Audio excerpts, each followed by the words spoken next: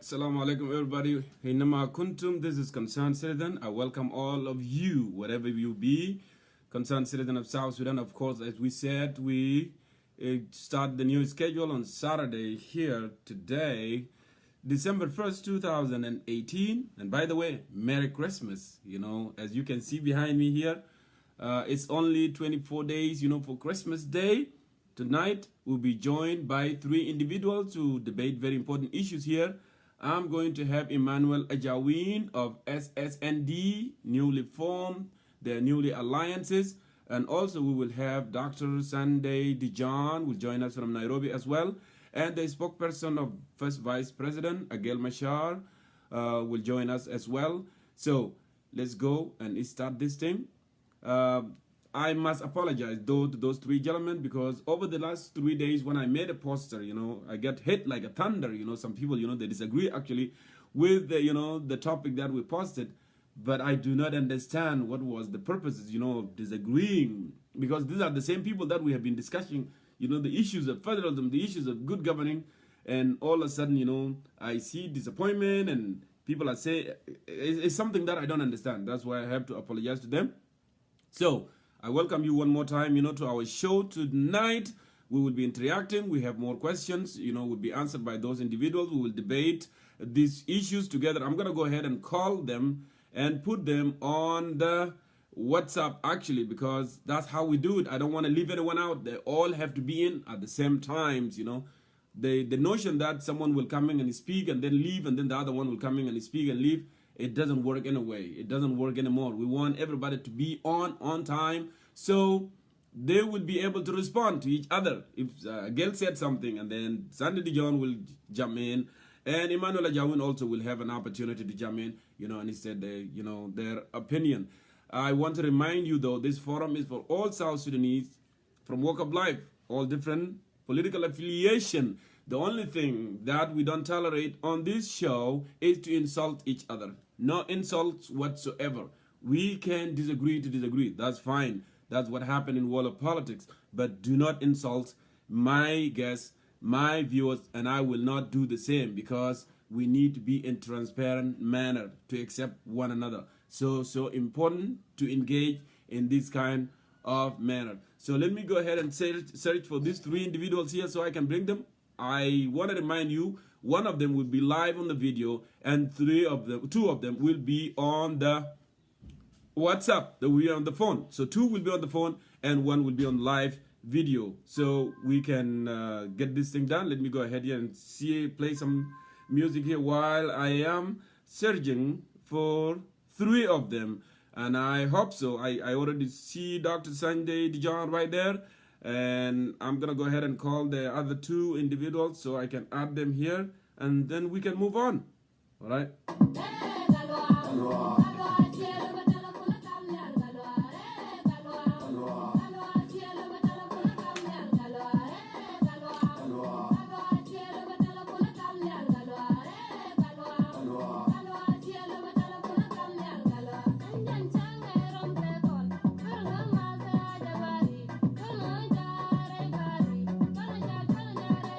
I saw you, Emmanuel Ajawin. Let me go ahead and...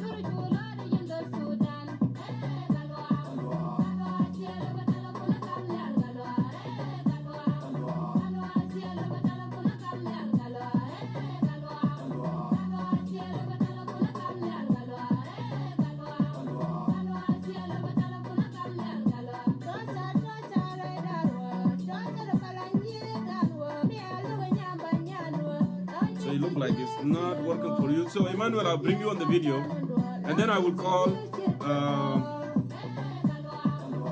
Dr. Sunday on the phone, and also Agel Machar on the phone. So let me go ahead and bring you here while we are setting up.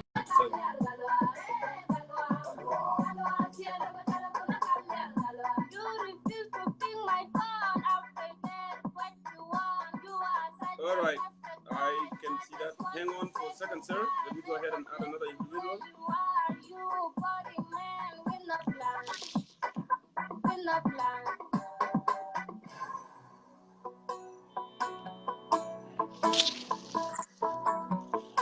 Just, I want you to keep the noise down there, Emmanuel, because we don't want noise today on the background.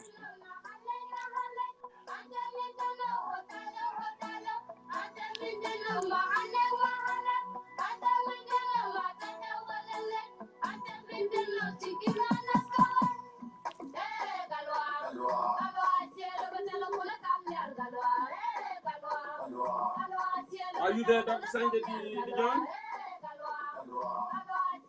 Hello?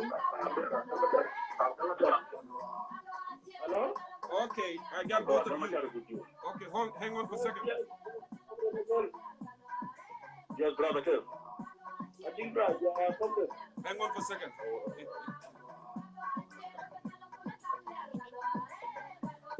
All right, gentlemen, welcome to Concerned Citizen of South Sudan one more time. I welcome our viewers all over the world. And I want to remind you, of course, it's the same person, Jongkor Mayol, he is conducting this show. We change our schedule from Friday to Saturday, giving the new schedule that I have with my employer. I welcome you, Emmanuel Ajawin from Montenegro right there, and two brothers here, Agel Machar, and also Dr. Sanjay Dijon from Nairobi. Gentlemen, As you can see, our topic today, here we have two questions, very important we are discussing here together today. Given the dire situation of the South Sudanese refugees and IDP, internally displaced people, what government must do to help them? And also, the second question here, we are aware that the state of emergency was imposed since the war started in 2013. If the state of emergency was lifted, and if it's not lifted, what is the obstacle? Why it's not lifted yet? And we are in the era of the peace. So Emmanuel Ajawin, I will give you the floor now since you are here first on the live video, and then I will hear from also either Emmanuel or Agel Machar, the spokesperson. Jongkor, by the way, Jongkor, I'm in Nairobi, so you can put me on live video. There's no problem. There's enough going now. Okay, but since the video will accept one at a time, let me see what I can. Okay. Yeah. Oh no. I understand. Let's go ahead. Okay. So Emmanuel, actually, you can go ahead and proceed with the question. So, go ahead, sir. Well, Jongkor, first of all, good afternoon to you and to our viewers across the globe. I would also like to greet our brothers who are here also participating from Nairobi and from Juba. The topics that you have chosen is of course a very pertinent topic. But before we indulge into the discussion of the topic itself and the two questions that you have posed, we have also need to ask this question. Let me start with the first one, the issue of the refugees and the IDPs, and whether they should return home and what can government do to make them to return home. But the question that we need to ask ourselves, Brother Jongkor, is what are the root causes? What really are the reasons that forced our people to vote by their feet, which is almost 2.4 million, to leave our country? What is it that forced our people to go into what we call the United Nations protection camps inside the country, in different places, in Malakal, in Bantu, and in Juba, even the capital itself? What are the main reasons that caused them to take refuge in these places? Now, in order for us to say what could be done in order for them to return home, it will depend on how we answer these questions. The causes that have caused them and the problems that have made them to take refuge outside the country and inside the country, have they been resolved amicably? Is there a genuine peace in the country that will create confidence on these refugees and the internal displaced so that they could go home and start again what have been destroyed? Now, on the first issue of what were the main reasons that has actually displaced our people, there are two catches or two issues regarding this. One is the political conflict that resulted between the SPLM and the SPLA military elites in Juba in 2013. The other one is the security dimension of it. On the political aspect, you see the issue of conflict that started in 2013. It was a political differences between the SPLM leadership, precisely under the leadership of President Kiir and those of Riek Machar as his deputy, and it was on the political reforms within the SPLM. The agreement was signed in August, peace agreement, 2015. People of South Sudan hoped that the damage that was caused, the displacement that was caused by the war in 2013, would have come to a closed chapter. Then we'll start a new beginning for our country. Yet, if you could recall, many people, including the IDPs and those who have left at the start of the war in 2013, did not come back home. They were still confined to their respective place of refuge and safety. Mm-hmm. In 2016, the conflict again broke Now, even those who thought they would have gone home Emmanuel, and settled Emmanuel, and start, yes, if I may yes, disrupt you there, I think we will go come ahead. back, to this issue of the root causes. The question is because there were a peace deal, which is you were part of signatory of security arrangement. Now, given that some opposition, they already signed that final deal and they went in with the government. What government can do right now in this critical moment, to rescue the situation that the IDP and the and refugees are in? So that's the question that we wanted to tackle at this moment, and also the issue of state of emergency. I know the root cause. We will come back, later. We can, go ahead. But the main question of today are these actually we want to address. No, Jongkor, I understand your question very well, but you cannot dichotomize your question. Okay, in order for me to answer your question, I must address the root causes of what made the refugees leave. Otherwise you'll be diagnosing a disease halfway. Okay, so let me put it, cut the long story short, and if you don't want to go back to the root causes. Okay, go ahead. The conflict in the country is what caused the internal displacement and refugees leaving the country, because they felt that they're not secure in their own homes. Their leaders who, before the constitution, have taken the oath to protect their citizens have failed to do so. Okay, these citizens and these innocent civilians became target of their own political leaders in the country. That is why they left the country to look for safety, and that is why they took the refuge in internal displaced camps. The way that the government can convince them is not an event. It is a process that will build on a benchmark. Okay, the first benchmark is a trust. A trust has to be built between the political leaders in the country and those in IDP camps and the refugees. What is a trust?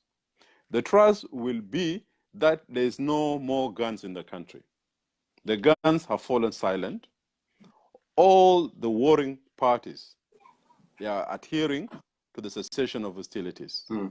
And measures, concrete measures have been taken put in place to ensure that their return and safety to their homes, nothing will happen to them. As we speak today, Jongkor, and in today's Sudan Tribune, you may have heard, 125 women and girls under the age of 10 years, pregnant women who are older than 65 years, have been raped, okay, in Northern Leach. Now, this news is filtering through social media. It will also filter, through our own personal contacts and the relatives of those in the IDPs and those who are outside. Do you think when they hear such an awful news, they will have the guts to go back to their homes? Of course not. So, in order for you to do anything that is positive, in order for you to encourage the refugees to return, in order for the IDPs to return, you must create a conducive environment for them. And the main important element of this conducive environment is the security sector, part of it, okay? South Sudan is not sick. People inside Juba itself, the capital of the country, are taking refuge within the United Nations camps, okay, or what we call protection sites, because they fear from the so-called unknown gunmen. How are you going to convince these people to come out? So that is on the issue of the IDPs. Now, you come to the issue of the state of emergency. Okay, the state of emergency is always declared in many countries where there's conflict. There's a serious threat to the national security. Okay, the president and the parliament, within the confine of the constitutions, they will issue this state of emergency. Once a peace agreement has been signed, okay, the parties, the first thing it's supposed to have done to create a conducive environment for the peace and for democratic transformation and for the new political dispensation is the lifting of the state of emergency. Because under the state of emergency, there are laws that restrict individual freedoms and collective freedoms. Under state of emergency, the government apparatus, especially the security apparatus, have rights, to detain people for longer time than it would have been in a natural situation where there's no war in the country. You could be picked up from your house, Jongkor, taken to the Blue House, taken there for 3 months, 6 months, is fine under the so-called national security threat. They will investigate you and release you, Now, when you have peace and you were trying to create a new political dispensation, the first thing you do is to leave this. So even people could be able to express their views freely without fear that they will be arrested, okay? No individual citizen could be arrested without following the proper legal procedures that are laid down in a democratic society. The government of President Kiir, as we speak today, has never lifted the state of emergency. So therefore, we are assuming that the restrictions on individuals and collective rights in South Sudan are still restricted. This is a serious, what do you call it? I don't want to call it a bridge, but it is a serious breakdown in terms of trust building that is required for the country to move from the stand where it is now of war, conflict, to a country that is progressing towards a stable, peaceful South Sudan. So this is my intervention on these two issues. You cannot address the issue of IDPs without the addressing of the issue of security and political misunderstanding that have taken place holistically. They go hand in hand. They are not isolated. All right. Emmanuel Ajawin, the General Secretary of SSNDA, the Newly Formed Alliances. Thank you for your intake here. I'm going to go ahead here and get the spokesperson of First Vice President Agel Machar, who is also visiting Nairobi these days. So, Agel, you have heard Emmanuel also, speaking about this issue, and you already talked about the trust and how trust need to be built and concrete measures in order for refugees to return back home. So I want to get responses. Why not me? Why not me? Yeah, why I will get you. Agel when he's still taking his dinner? I'll get you. Okay, further, I'll get you. Let him speak. So go ahead.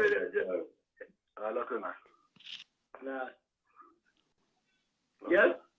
Yeah, go ahead. Go ahead. If Agel let you go, go ahead, Dr. Sunday. Okay, on the live video or just here? No. Go ahead here. We can hear you. Actually, everybody hear you very well. Go ahead. Okay. Let me begin like this. I would be in a position to greet all our viewers and the entire concerned citizen of South Sudan fraternity, wherever they are. And as we discussed our two important topics that have been brought up. One is that what is the government of South Sudan doing in order to repatriate the refugees and the internally displaced people to their residences or to the country, and also the state of emergency. Coming to the issue of the refugees, I don't think refugees would even accept by themselves if the government was to do something so that they get repatriated for a number of reasons. One, the insecurity has not been curbed. The country has no constitution as we are talking, since it was overthrown through the state of emergency declaration. How do you go to the country that is lawless? The law has been manifested in a number of things, including the recent rape of women and the killing on the roads. Will the refugees be interested in going back home to go and die? Not that way. And of course, the atrocities have not been committed by a new body that has emerged, specific to the peace agreement, that have actually failed to contain the that has been rampant. Wow. Gentlemen, we can hear somebody talk in the background. Can you keep it down so we can hear Dr. Sanjay? Go ahead, Dr. Sunday. Okay. That is one factor. I am saying refugees will by themselves not be able to return home because there is no law and order. There is a state of insecurity everywhere that has been perpetrated by the signatories to the peace process. And if equally, the refugees will not accept to go home simply because the government has not even managed to help those who are already at home. The streets of Juba are full of beggars, and you cannot be able to repatriate people if you cannot manage to actually feed those that are in your disposal. That is one other fact that should be considered. Moreover, in South Sudan, refugees have been mentioned who might have fled the country because of a number of reasons. One of the reasons that made them leave the country is actually the conflict that was instigated and that has been rampantly going on, and therefore they opted to run away, and this one has not stopped. How do you actually return to a place where you ran away from because of a certain matter that has not even been resolved? Kindly, refugees will not accept to go back home. And also, if you look at it from the other perspective, you will see that the refugees have not fled the country just because of guns. If at all the guns could have been silenced of late, then the majority also will not be interested because their children have found education in the refugee camps that they are in, which the government will not offer instantly at home.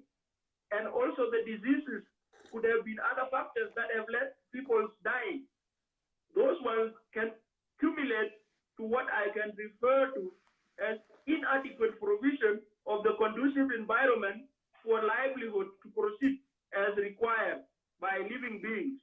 So the country is completely stony. It is only good for elite.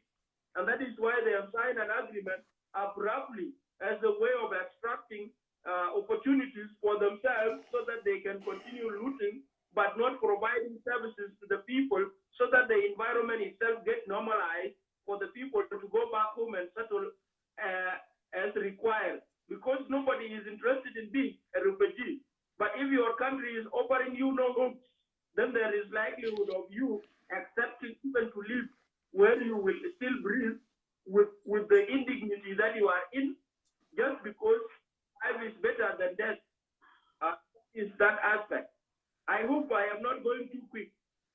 As we continue deliberating, I would now jump to the state of emergency so that I can give my brother Agel Machar the opportunity to state what they think that the government would salvage the country. If we talk of the state of emergency, let us now start by defining it. What is a state of emergency? The definition of a state of emergency is a situation of a national disaster in which a government suspends normal constitutional procedures in order to regain control. Meaning South Sudan government has lost control over years. So they opted to suspend the constitution so that they can act militarily, maybe to subjugate the people that they think have been the reason why the country is not stable. Now, the state of emergency has not been lifted, simply because this is the opportunity that they think is the only valid chance to actually extract at the gunpoint whatever they would want for themselves. I mean the elites, the cliques in the government, basically the war-up measures. This is what they think. So the state of emergency has not been lifted. That is also another indirect information to the public that the peace that was signed that does not have validity, because the idea of state of emergency disqualifies all the procedures that could be used to run the country. Now the country is being run at gunpoint. This peace has been described in many ways as not binding, because there are so many factors that would make it not to be binding. And one such factor is what I have just mentioned. So the constitution has been suspended and it will not be lifted soon because he is in a state of fear. He will not be able to run the country without guns. And therefore, if guns are not excessively being used, he will actually lose it all. So he cannot suspend the state of emergency to regain the country's control through laws. Now, I do not know exactly what we can say about it, but it is equally a mention of the fact that there is no peace in place because we are in a state of emergency. And even after documents have been signed, there is that consequential impact that would be created by this state of emergency. So there is no paradigm as we can be able to attest to that. He has opted to leave that one in place as a shield of his leadership. He does not want to make things work. And the peace agreement, of course, was just an imposed document to be signed. And those who signed it were under sustained pressure from the mediators themselves. And it was also meant as an exchange program, simply because there are rebels in Khartoum disturbing government in South Sudan, according to him. The rebels that are disturbing him in Darfur or in other places like Dr. Sunday. Hello, we are not addressing the subject matter. Yeah, I'm getting bored. Give me one moment here, Dr. Sunday. Actually, yes, because you are pricked again. I am only stating facts. That is why you are getting bored. We cannot flatter you. We can only state the truth. Let me get in there here, is no Emmanuel. In the country. Sunday. You have surrendered to peace, and he has made you golden boys. Sunday. And eventually he wanted the other rebels to be surrendered to him by Khartoum. And this has to be done in exchange. Sunday. He is interested in surrendering the other rebels there. That is why the state of emergency is not lifted. What is that peace agreement that does not provide the viability for the people? Are you serving Juba? Sunday, do you hear me, Sunday? Sunday Dijon, do you hear me? Yes. Okay, if you hear me, please allow me to speak. Now, Emmanuel Ajawin already, spoke, and he made it clear here. There is no trust. Trust need to be built. They need a concrete measure. But you have been criticizing, the government, Kir and government, but you didn't suggest what need to be done in order, to get to a viable, solution for the refugee that are affected by the situation in country. So I want to give you 1 minute to say something about that before I jump into Agel Machar, please. Okay, no problem. What I was saying is that the government will do nothing. They have nothing in place. In the first place, they are making donors and they are getting more support. How do you repatriate people when you don't have money? How do you repatriate people if you don't have security that you have provided? How do you repatriate people if you have no basic services, the necessities that people may need? These are pertinent matters that will not allow the refugees to go home. The government is also doing nothing. If there is something the government is doing, is formation of committees. And what are those committees going to do? Will they provide the security? Will they provide the necessities that the common citizen may want? Completely not. And people are getting bored because the truth is always hard. Thank you, Dr. Sunday there. I want to give a chance here to Agel Machar, the spokesperson of Vice President Ban Dengai. Please, Agel Machar, you can go ahead and respond to these two gentlemen. Okay.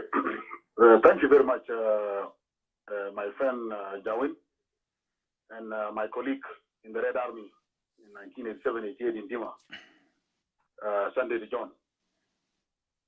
Sunday Dijon and my friend, in my opinion, have not addressed the subject matter. They have spent a lot of time with a lot of political jargons and a lot of rhetoric that is typical of opposition in any country. That is fine.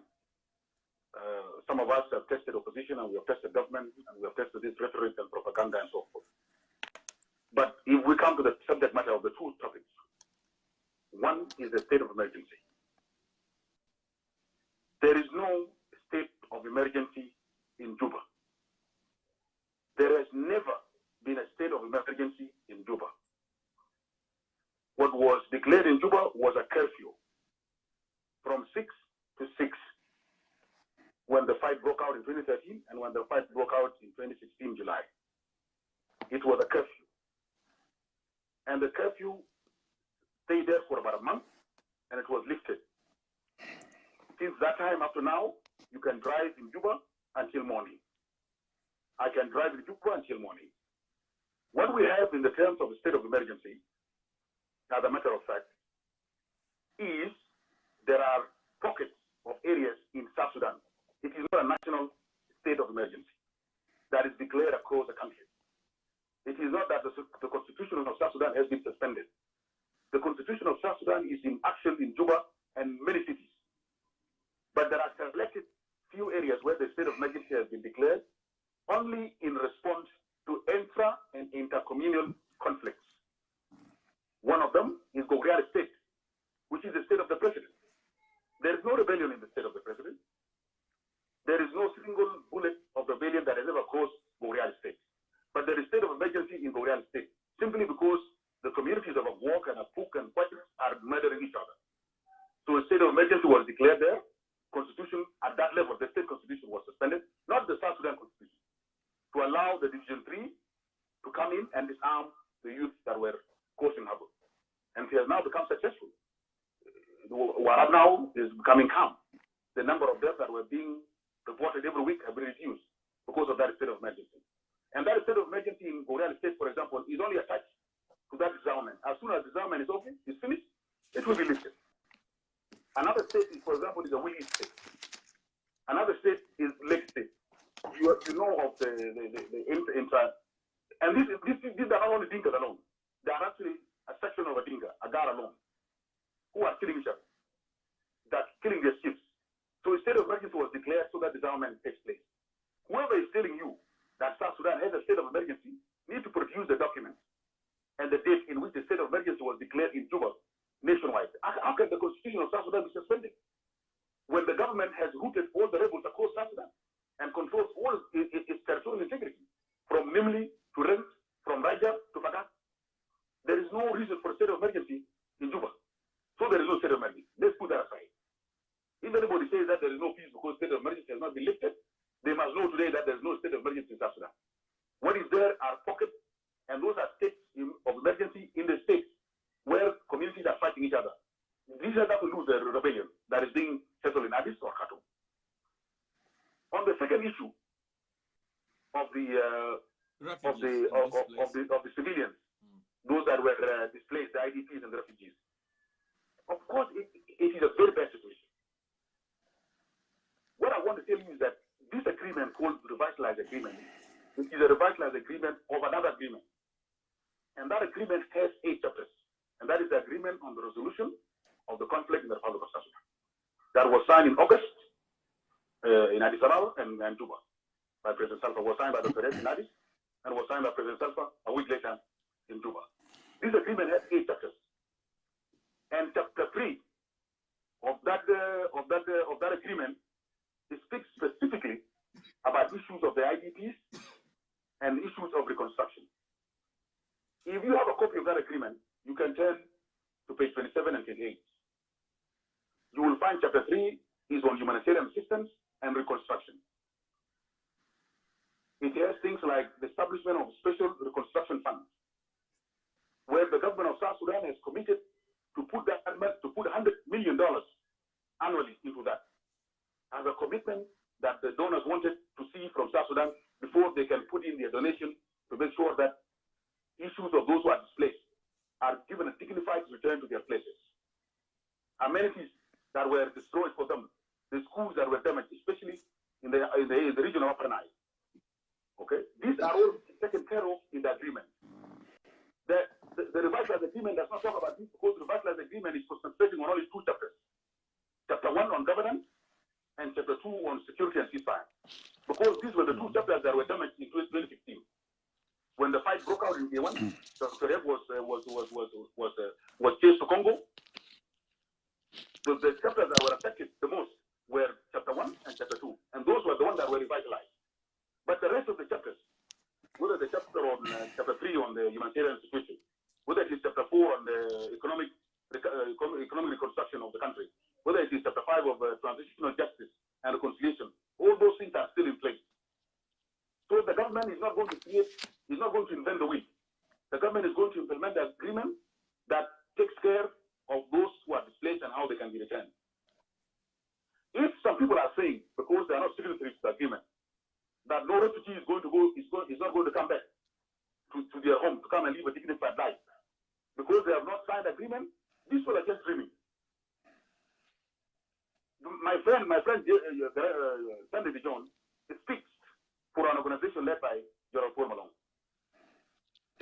few months before General Malong exited Juba, he was engaged in a very public. He was then on the TV and the media, and that was trying to evict people in the areas of Mangatene who have taken the place of those who were in Unimis who want to return out. So while Malong was still in Juba, people in Unimis camp were already moving out. Just 2 months before he left. And he himself was on TV telling people like, Jamana, if you have taken a house in Mangatene or Gudele or Gure, that does not belong to you. I am going to come with forces and I'm going to kick you out. You better move out. So already people were moving out of Unimis. And as we speak, the last meeting I had about 2 weeks ago with the head of Unimis is that the numbers that are left is very small and they are ready. They have already written their name and they want to be flown. They just want a system to be flown to Nasser, to be flown to Akobo, to be flown to Raja, to be flown to Wow. So already the issues of refugees trying to go back to their places has already started. If there is anybody who says they will not do it, they are not observing clearly. We have already, the government of South Sudan already has started because we have refugee commission. There is a commission of the government by itself that has already sent emissaries to refugee camps, and the willingness of the refugees to come back is overwhelming. So it is for us to implement Chapter 3 of the agreement on the resolution of the Council of the Republic of South Sudan to make sure that the government commits the $100 million for the first year to allow the donors to bring in their money that can then assist these people to be repatriated in a dignified way. Having said that, I hope I've answered your questions on issues of state of emergency, because I need to be educated when the state of emergency has been done, because it is not an easy thing. The state of emergency paralyzes everything. It actually takes the power away from civilians and hands it over to the military. So there is no way courts can function like the way people go to Mahkamat. There is no way the police can function like when you get arrested and these normal things. So these things don't exist. They only exist in certain states, and they were only done temporarily to make sure that intercommunal conflicts are controlled. And they are now being controlled in those areas where they are happening. The issue of repatriation, the government has a clear plan, and the agreement has a clear plan, and the people are responding very well, and we are moving in that direction. Finally, I'm not going to speak very much because these people are going to turn this debate into, is agreement a comprehensive agreement or not? Is there peace in the country or not? Because of course they are not signatories to agreement. Politically, you cannot support an agreement you are not a signatory to. So it is not rocket science what these guys are talking about. Okay, so I'm not going to agree. What I'm going to tell them is this: the IGAD Council of Ministers last month sat and instructed the envoy, the IGAD special envoy for South Sudan, that those who did not sign on to the revitalized agreement in Khartoum and Addis Ababa must be engaged, their issues must be sorted out and brought on board. And if they refuse, they must be considered spoilers of peace, and they will be dealt with. And I want to tell my new rebel, Sunday Jones. I am a senior rebel, and when you are considered a spoiler in this region, my brother, I will tell you, So again, so what we need to do, Jongkor, Agel is just using political propaganda, is getting out of the topic. So I feel let us just go back to the topic. Again, the government of South Sudan. Go ahead, I see that statement. Is that a threat or what it is? Because it seemed to me like a threat. Because if they say that, they must engage those who did not sign peace agreement, and at the same time, are saying that will be dealt with. Don't you see that that's a threat? You know. I am Jongkor. Those are not my words. Yes. I'm actually telling you the words of the resolution of the Council of Ministers of IGAD. Okay. And you can trace it. If you trace it, the head, you will see it there. It is written clearly, and I'm paraphrasing, that those people should be engaged. And if they refuse, they should be considered. Wait, let me finish. They should be considered spoilers.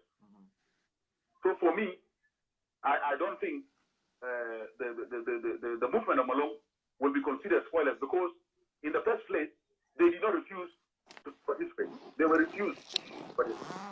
Whatever reason IGAD refused them to participate, IGAD now has instructed the envoy to make sure everybody, all political forces, are engaged. So this time, those of Malong will be engaged. And whatever they think that has not been done in revitalized, whatever they think has not been revitalized enough and need more revitalization, will be added. We are tired because we are responding to overwhelming demand of the people of South Sudan that there's no more conflict. And we are in Juba to compromise whatever it takes to make sure these people are all brought on board. Of course, the IGAD says that whoever refuses after that will be considered a spoiler. Of course, for me, as a political activist, I would take that as a threat directly. If I was one of these organizations, if I was one of the leaders in this organization, I would take this threat very seriously. So this is what I want to say in regard to whether the agreement is comprehensive or not. Of course, we are not going to say no to it because 2 or 3 people are not there. We will take what we have, but we will continue to engage others to make sure they are brought on board. Whatever they think that are the root causes that are not part of the revitalized agreement, we will ask them to bring them on board, and then we'll continue. But in this idea that the state of emergency is not there, refugees will not come, all these are not true. So this is what I want to say for now. Thank you, Agel Machar. Let me go ahead and give the chance here to Emmanuel Ajawin because you want to say something before I throw in another question. Emmanuel, go ahead. Really quick here. Very quick, and then move on. Emmanuel Ajawin. Dr. Sanjay, hang on for a second. Go ahead, Emmanuel Ajawin. Thank you, Jongkor. You know, I've just listened to the political rhetoric that our brother in Juba, Agel, who has just, you know, gone and found Juba comfortable, and now he has forgotten all the political objectives that people rebelled for. Agel actually did not really address the issues at hand constructively, neither exhaustively. If you look at Agel's arguments, he has only 2 or 3 things that he mentioned. One, Agel is in total denial. Agel is in total denial that there's no state of emergency in the country. And yet again, he's contradicting himself. He said there is a state of emergency in Awil. He said there's a state of emergency in Rumbek and Legs and so forth. Now, you cannot, even if the states in emergency in the places that he has mentioned are due to cattle rustling and what of it, is it still a state of emergency? Okay, we know whether Agel likes it or not, he can argue until tomorrow. We know that the political individuals and collective rights of South Sudanese citizens since the war started in 2013 are completely restricted. You know, this is an argument Agel cannot convince on. On the second issue, which I felt he did not even contribute much on, is on the issue of IDPs. Agel failed to tell us what are the measures that the government has taken in order to address the issue of the return of the refugees and the IDPs. Apart from quotation, which is completely boring in terms of what has been quoted in the agreement, we all know that. But we are not here to listen only to the quotation. We want to see the operationalization of these clauses in the agreement translated into practice. So, Jongkor, what I'm trying to say is this: Agel failed to tell us what are the mechanisms that has been put in place, the functioning mechanism, not the boring quotation is giving us in the Constitution. We want to know the concrete measures that has been taken.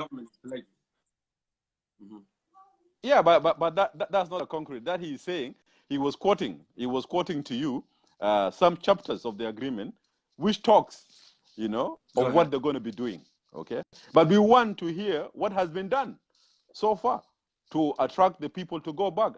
Ask again, if 100 million is what South Sudan government is promising within a year, how much have they put into an account now? Okay, how much is there in the trust fund? Okay, these are the questions that we need to ask. He's talking about people coming overwhelmingly saying they want to return homes. Our brother, Sunday, Emmanuel, he spoke clearly earlier. You know, he said there are measures that need to be done. People cannot just go home.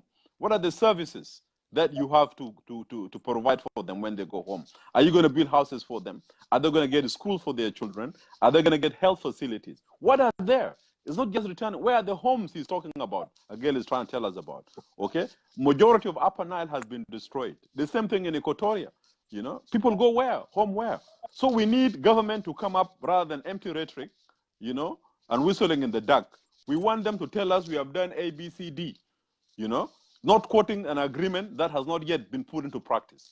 So as we see and quoting and listening to Agel carefully, okay, Agel is only quoting what is to be done in the future, which means up to now, the government of South Sudan has not done anything practically, you know, to make the environment conducive, okay, to eliminate insecurity for people to return home. As Agel Jongkor, that there was a news today on Sudan Tribune, 125 women were raped and young girls, okay?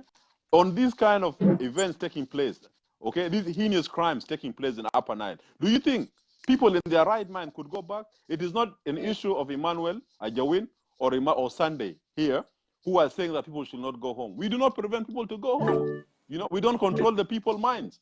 People will only decide to go home when they feel that the conducive environment has been created. So let us not here use the platform for political rhetoric.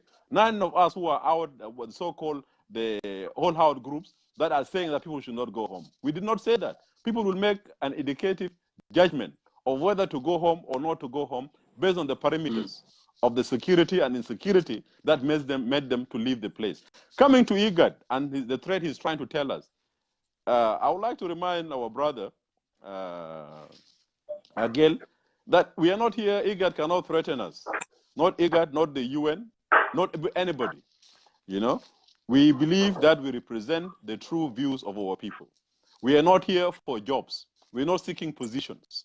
Okay, we are not seeking comfort in Juba to forget the reason why people took up the struggle to bring an effective change. People are in the opposition because we believe genuinely that the root causes have not been addressed. So IGAD can talk as much as they want.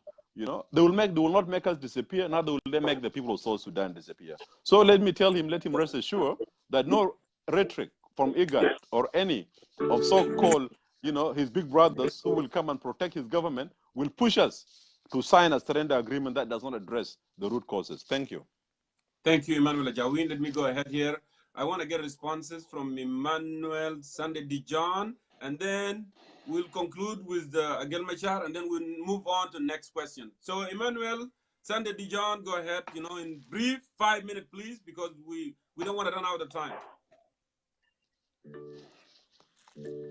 Much, Brother Jongkor, and also I would want to extend this to Brother Agel Machar, my colleagues, and to my brother Emmanuel Ajawin. The reality of the matter that we're talking about today has actually been scratched over, and Brother Agel has refused to talk sense about it.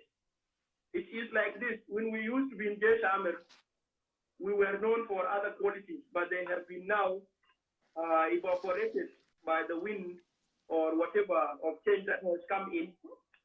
When Brother Agel was saying there is no state of emergency in South Sudan, he was actually opting to insult himself. First of all South Sudanese are aware of the declaration that was made in the state-owned television by the President of the Republic of South Sudan, Salva Kiir Mayadi, not on one occasion, but on several occasions. First of all, the state of emergency was... When was that? When was that done? Well, it was declared in 2013 when you were in Nairobi. I trust we were sitting in a place called Captain, and the news were going on. So the state of emergency was declared covering the whole of Upper Nile. That is one. And I have not seen a new declaration uplifting it. A presidential decree should be reversed with another one. That is a fact, and you don't want to believe it. The whole of Upper Nile is under state of emergency. Number two, the recent one was just made early this year that covered my state, that is Lake State, that covers Gogrial, and that also covers some part of Western Equatoria. And of course, the latest one was on Awil, which is said to be one of the peaceful states in our country.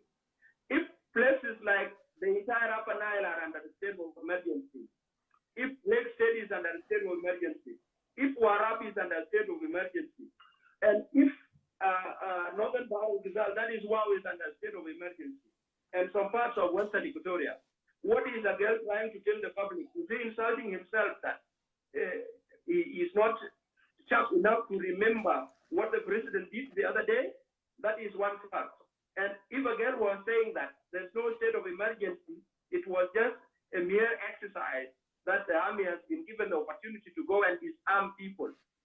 I would want to challenge again to consider the fact that the word state of emergency is an academic terminology whose definition has completely exhausted what I meant of constitutional suspension. And I would want want to reiterate that a state of emergency is defined as a situation of national danger or disaster in which a government suspends normal constitutional procedures in order to regain control. This is a fact. If again would want me maybe to show the viewers the document that was released, the presidential decree that was released, then he is completely not interested in speaking sense in this forum. Number two, if he thinks those documents are not within the public reach, then he is also not stating the facts. More so, he has accused the non-signatories to the peace agreement as those who have refused to support peace agreement because they have not signed it. I, for one, and for the movement that I speak for, the truth is we support the peace agreement because we are interested in seeing South Sudanese surviving. A living South Sudan is a useful one. The dead one does not count, simply because dead people do not contribute to the state growth. And therefore, we are interested in supporting this peace even if we are not signatories to it because we love South Sudanese. That is a fact. Number two, if we have been rejected, as Agel has clearly stated, we are not afraid of any threat that is being levied against us because we cannot be only threatened when the truth is on the table. We have been rejected not to participate because Kir and the company would want us to kill South Sudanese. That is the best way of admitting us to the peace agreement. Having hesitated not to kill South Sudanese has been meant as a matter of our rejection, and we're not afraid of being rejected 1 million times. If it means we are not killing South Sudanese, so we must not be part of the peace agreement, it is acceptable in that manner. We can still be outside that peace agreement, but that does not stop us from supporting it. If again he's talking of state of emergency in Juba, he should also know that the refugees now that are in the refugee camps were not necessarily residents of Juba. Some has come as far as the place he mentioned before. Some has come from Nasu, others have come from Bantu, others have come from Western Equatoria, others have come from a girl's hometown, the Twitch area. All these people will not be repatriated to Juba. Stability in Juba is not equal to stability in the whole South Sudan, and it is not necessary that everybody lives in Juba. This is a fact that again should understand. Okay, another one is that again has reiterated that we are typical opposition, and he knows opposition are always righteous. That is why he was very much vocal. Today he is not telling truth because he is in the government. The other day he was telling truth. I would want again go back to telling truth. So it's okay. Hang on for a second. my point is this one, because my minutes are just it's 1 minute that is left with me. That's my word. I would want to conclude like this until the next person comes after. The environment in South Sudan is not welcoming to the refugees. It is not even conducive to those who are still in the IDPs protection side. The truth is, the government of South Sudan is doing nothing. The trust fund that again is talking about is much of a theory. It's much of a theory. It is never practical in all aspects because they could not raise 100 million. Do you think donors will just only violate that condition and submit in the money they have for the people of South Sudan when the government of South Sudan is not caring about the people? Where is money? Why is again telling us nothing that is not coherent with his norms? The truth remains. Thank you, Dr. Sunday. Have South Sudanese government officials paying to get their salary? That is a factor. People are not, the ones in Juba are not even eating. How will you take somebody who is in a refuge to again go and stop on the streets of Juba? You are trying to send them on the street to beg. Are you making new millions of beggars on our street? That is not why we are out of the bush. We're not trying to tell people that refugees must not go home because we are not signatories to the peace agreement. Thank you. Thank you, Dr. Sunday. What is the refugees? Move on. Dr. Sunday, actually you have said enough and you run out of time. Have answered. The refugees will not go, not because I will retain them, but because they know what is important. And I am not their spokesperson. I speak for South Sudan United Front. And therefore, if I have actually analyzed correctly that because the necessities are not in place, and the insecurity has not been contained. That is the number one threat. The likelihood of them going back home, even if a girl could pray the whole night, will not happen because the situation will not favor them. Thank you. Who is not Dr. Sunday, Dr. Sunday, thank you. Thank you, thank you. Let's give opportunity to Brother Agel Machar here to respond. But before I give you a chance, Agel, I want to throw in another question. Emmanuel reiterated, he said it, you know, the fund, talk about the fund that the government need to come up with huge fund, you know, and instead of waiting for international donors, national community to donate, the same thing, you know, Dr. Sunday, John reiterated. Now, if we can give, if the government can give 18 million to parliamentary, the MPs, why not doing the same to ordinary citizens who are in IDPs and those refugees? So that's the question that I wanted to ask when you're doing those. Go ahead. Jongkor, the government has not told anybody that they don't have the $100 million per year for the special reconstruction fund. We have not said that. If you read the agreement, chapter 2.1, and I will quote directly. The Transitional Government of National Unity, in collaboration and support of international partners and friends of South Sudan, will establish a special fund for reconstruction. Within the first 1 month of the transition,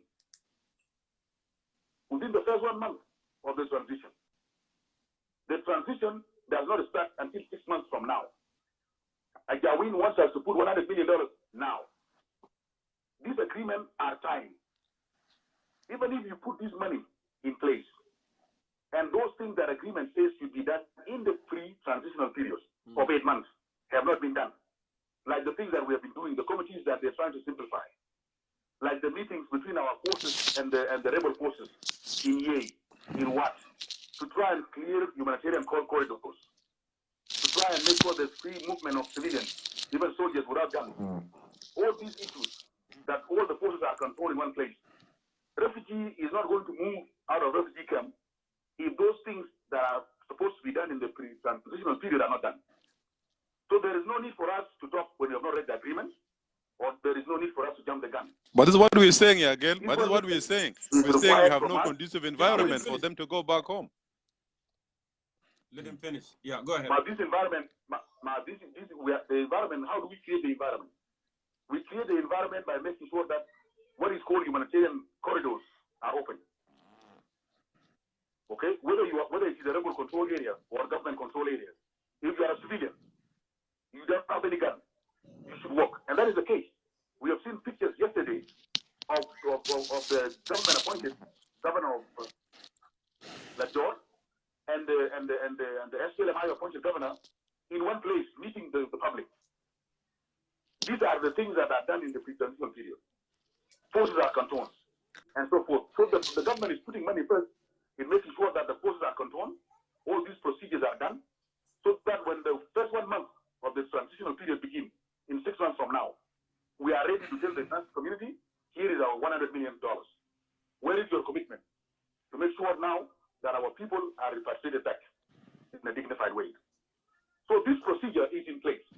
The government is going by the letter and is doing everything possible. And as I said before, even before that, before the revitalized army comes, we have already taken a lot of people. We have taken many planes, particularly the office of the first vice president. Many people come out of UNIMIS with big lists. Jorotabana, we are tired. I want to go to Panjak. I want to go to Northern Leeds. I want to go to Nasser. I want to go to Ayut. What and all these places. These places are full of people now. You know, so already we have been using our own money to make sure those who want to be repatriated are repatriated. Of course, some of them still want to stay because they want to see the environment get better. And that's what we have committed on ourselves in the pre-transitional period of 8 months.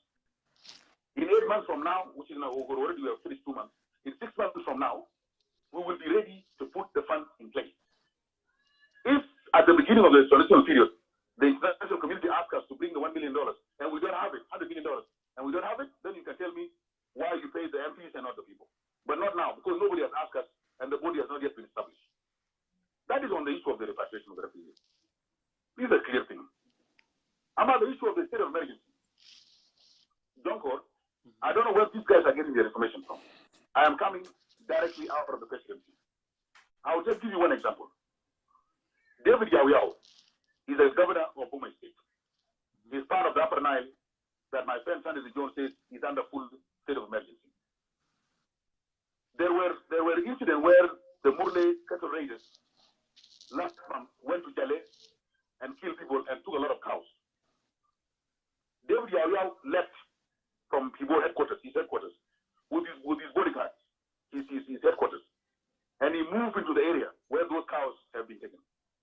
And he was trying to force these guys to take the cows back to Jongkor. So he was engaged. These criminals organized themselves and they engaged the governor. The governor then wrote to the headquarters saying two things. One of them he said, number one, I want immediate reinforcement so that I can deal with these criminals and take the cows back.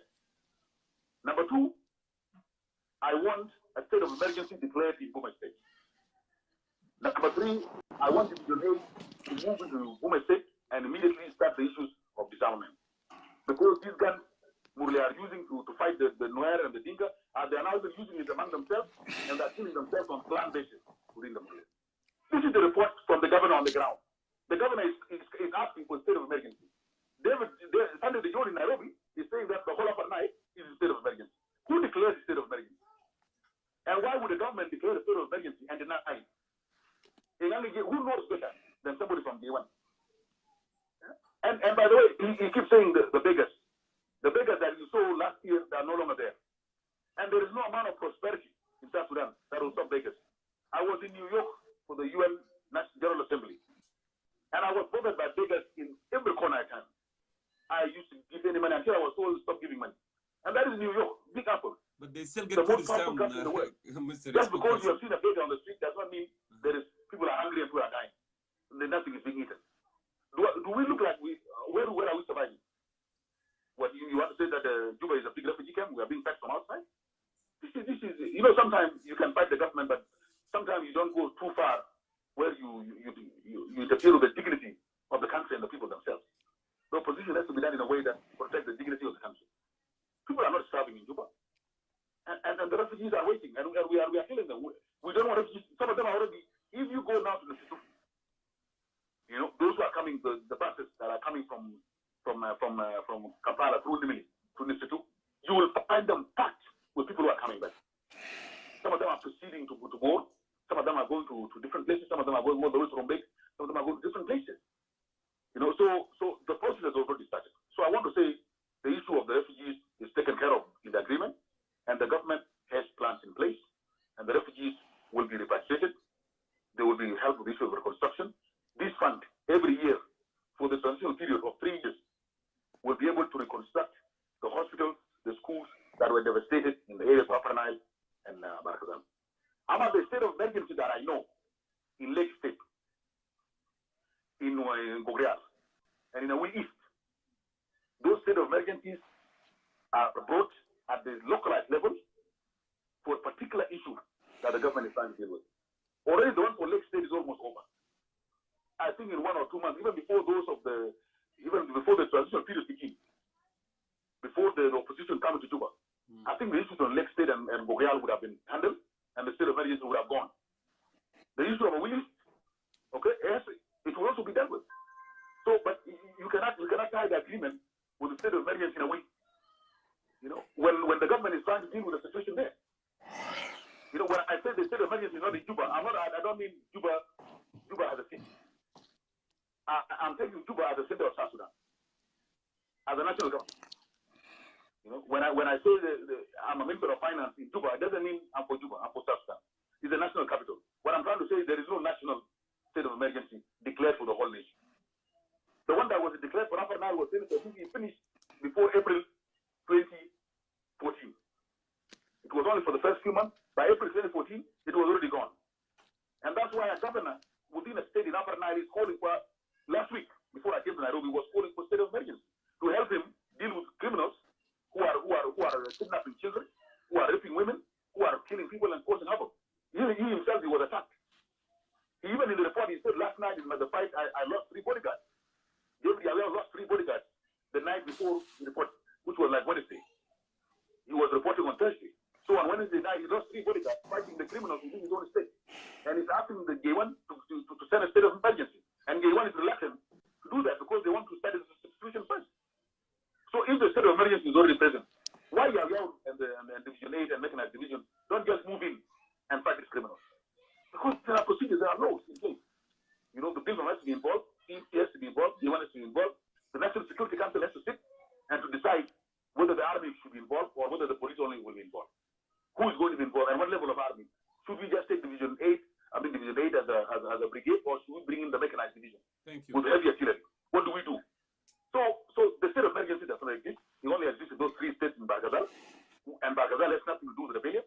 These are only for the intercommunal, and we need it to stop it. So there is nothing to talk about in these 2 topics, as far as I'm concerned. Thank you, Agel Machar. And this is actually my last thing. Unless there is any other topic, these 2 topics are still there exhausted. Yeah, we done with that. We done with those 2 questions. No, I don't think so. Emmanuel Dijon, I'm not gonna allow you to say anything there. We close that. 2 questions. We're gonna move on. So now you have a question of 18 million to parliamentarians. We already addressed that. Let me move on. I'm sorry. I give everybody 2 seconds, 2 chance, and then you have your 2 chances. Emmanuel and Jongkor. Yes. Jongkor. Yes. The issue of the money to parliamentarians, okay? My mother is a parliamentarian. This is a loan, okay? Parliamentarians in Juba, some of them are already, as we speak now, 40% of their monthly income salaries is being taken. This was not a grant by the government to the MPs. It was not a giveaway. It is a loan, and it is being taken back. The government is taking it back. You cannot compare it with the 100 billion that we are investing to make sure that our people come back. We are not giving loans to refugees. So the 18 million was a loan from the government, from central government to members of parliament? Let me say something about it, Jongkor. Yes. In 1 minute, because we want to move on, Sandy Dijon. I think that issue we already addressed it. I'll give you 1 minute and then we'll move on, please. Okay, thank you. Jongkor, if we are in a political arena, it should not stop us from being honest and truthful. The 18 million to parliamentarians is not a loan. It has only been disguised in the name of the loan. You know very well, following the Constitution of South Sudan and the peace agreements that were signed, the legitimacy of the government has gone. And Kir was interested in bribing the parliamentarians to legitimize him for the second time. That is the main reason. If it was a loan, why was loan only to parliamentarians? Are other South Sudanese not qualified to get loans? Just ask yourself. Can you afford? Have a role to play. Why was it extended to parliamentarians? Thank you. Sunday, Dijon, thank you on that. Jongkor. And I think we should put that issue to the rest. Let me just, Jongkor, please. Or who claim to be as big as this, you must inform yourself with facts. That is the fact. I am telling you, wait. Outside the government speaks sense. I don't believe. I don't want this to be a discussion between you. Let me wait. Sunday. Wait. Yeah, Jongkor. The money to parliamentarians is a loan because I have seen the salaries of my mother cut. I'm not talking about other.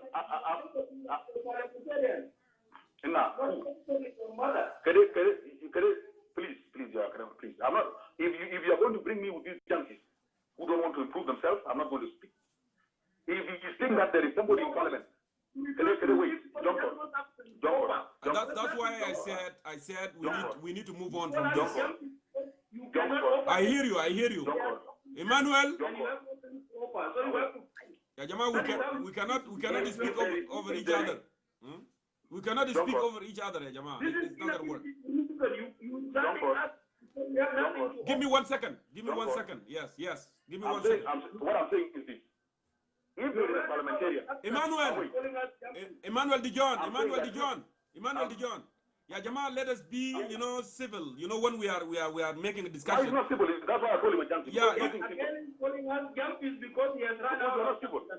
He has nothing to offer. He's telling lies and he wanted to cover them up with quarrels. My brother, calm down. Emmanuel, reason with your brain, not with emotions.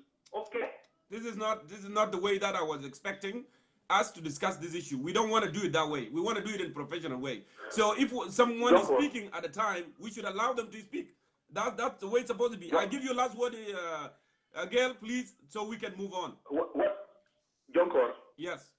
You are an activist of your own. Correct. You pick up any telephone of the 400 MPs, your relative, your cousin, anybody. If you ever pick up his phone and says this money was given to me free, and there is no money being taken, let me finish. Emmanuel, hang on, please. Sunday, hang on. This is not good. This is not good. You know, just go ahead, again, please. I'm telling you, Jongkor, so that it is not a girl who says it. I want you to take responsibility yourself, because MPs are available to anybody. You can find them anywhere. You can find them on Facebook. My way. They cannot tell the truth just the way you are not telling the truth. Emmanuel, can you wait? Can you wait, Emmanuel? Can you wait, please? Can you wait? That's the reason I call you junkie. It's not because I have nothing to offer. It's because you cannot wait. Just go ahead and finish. You have run out of substance, my brother. That is the reason why you want to finish the point.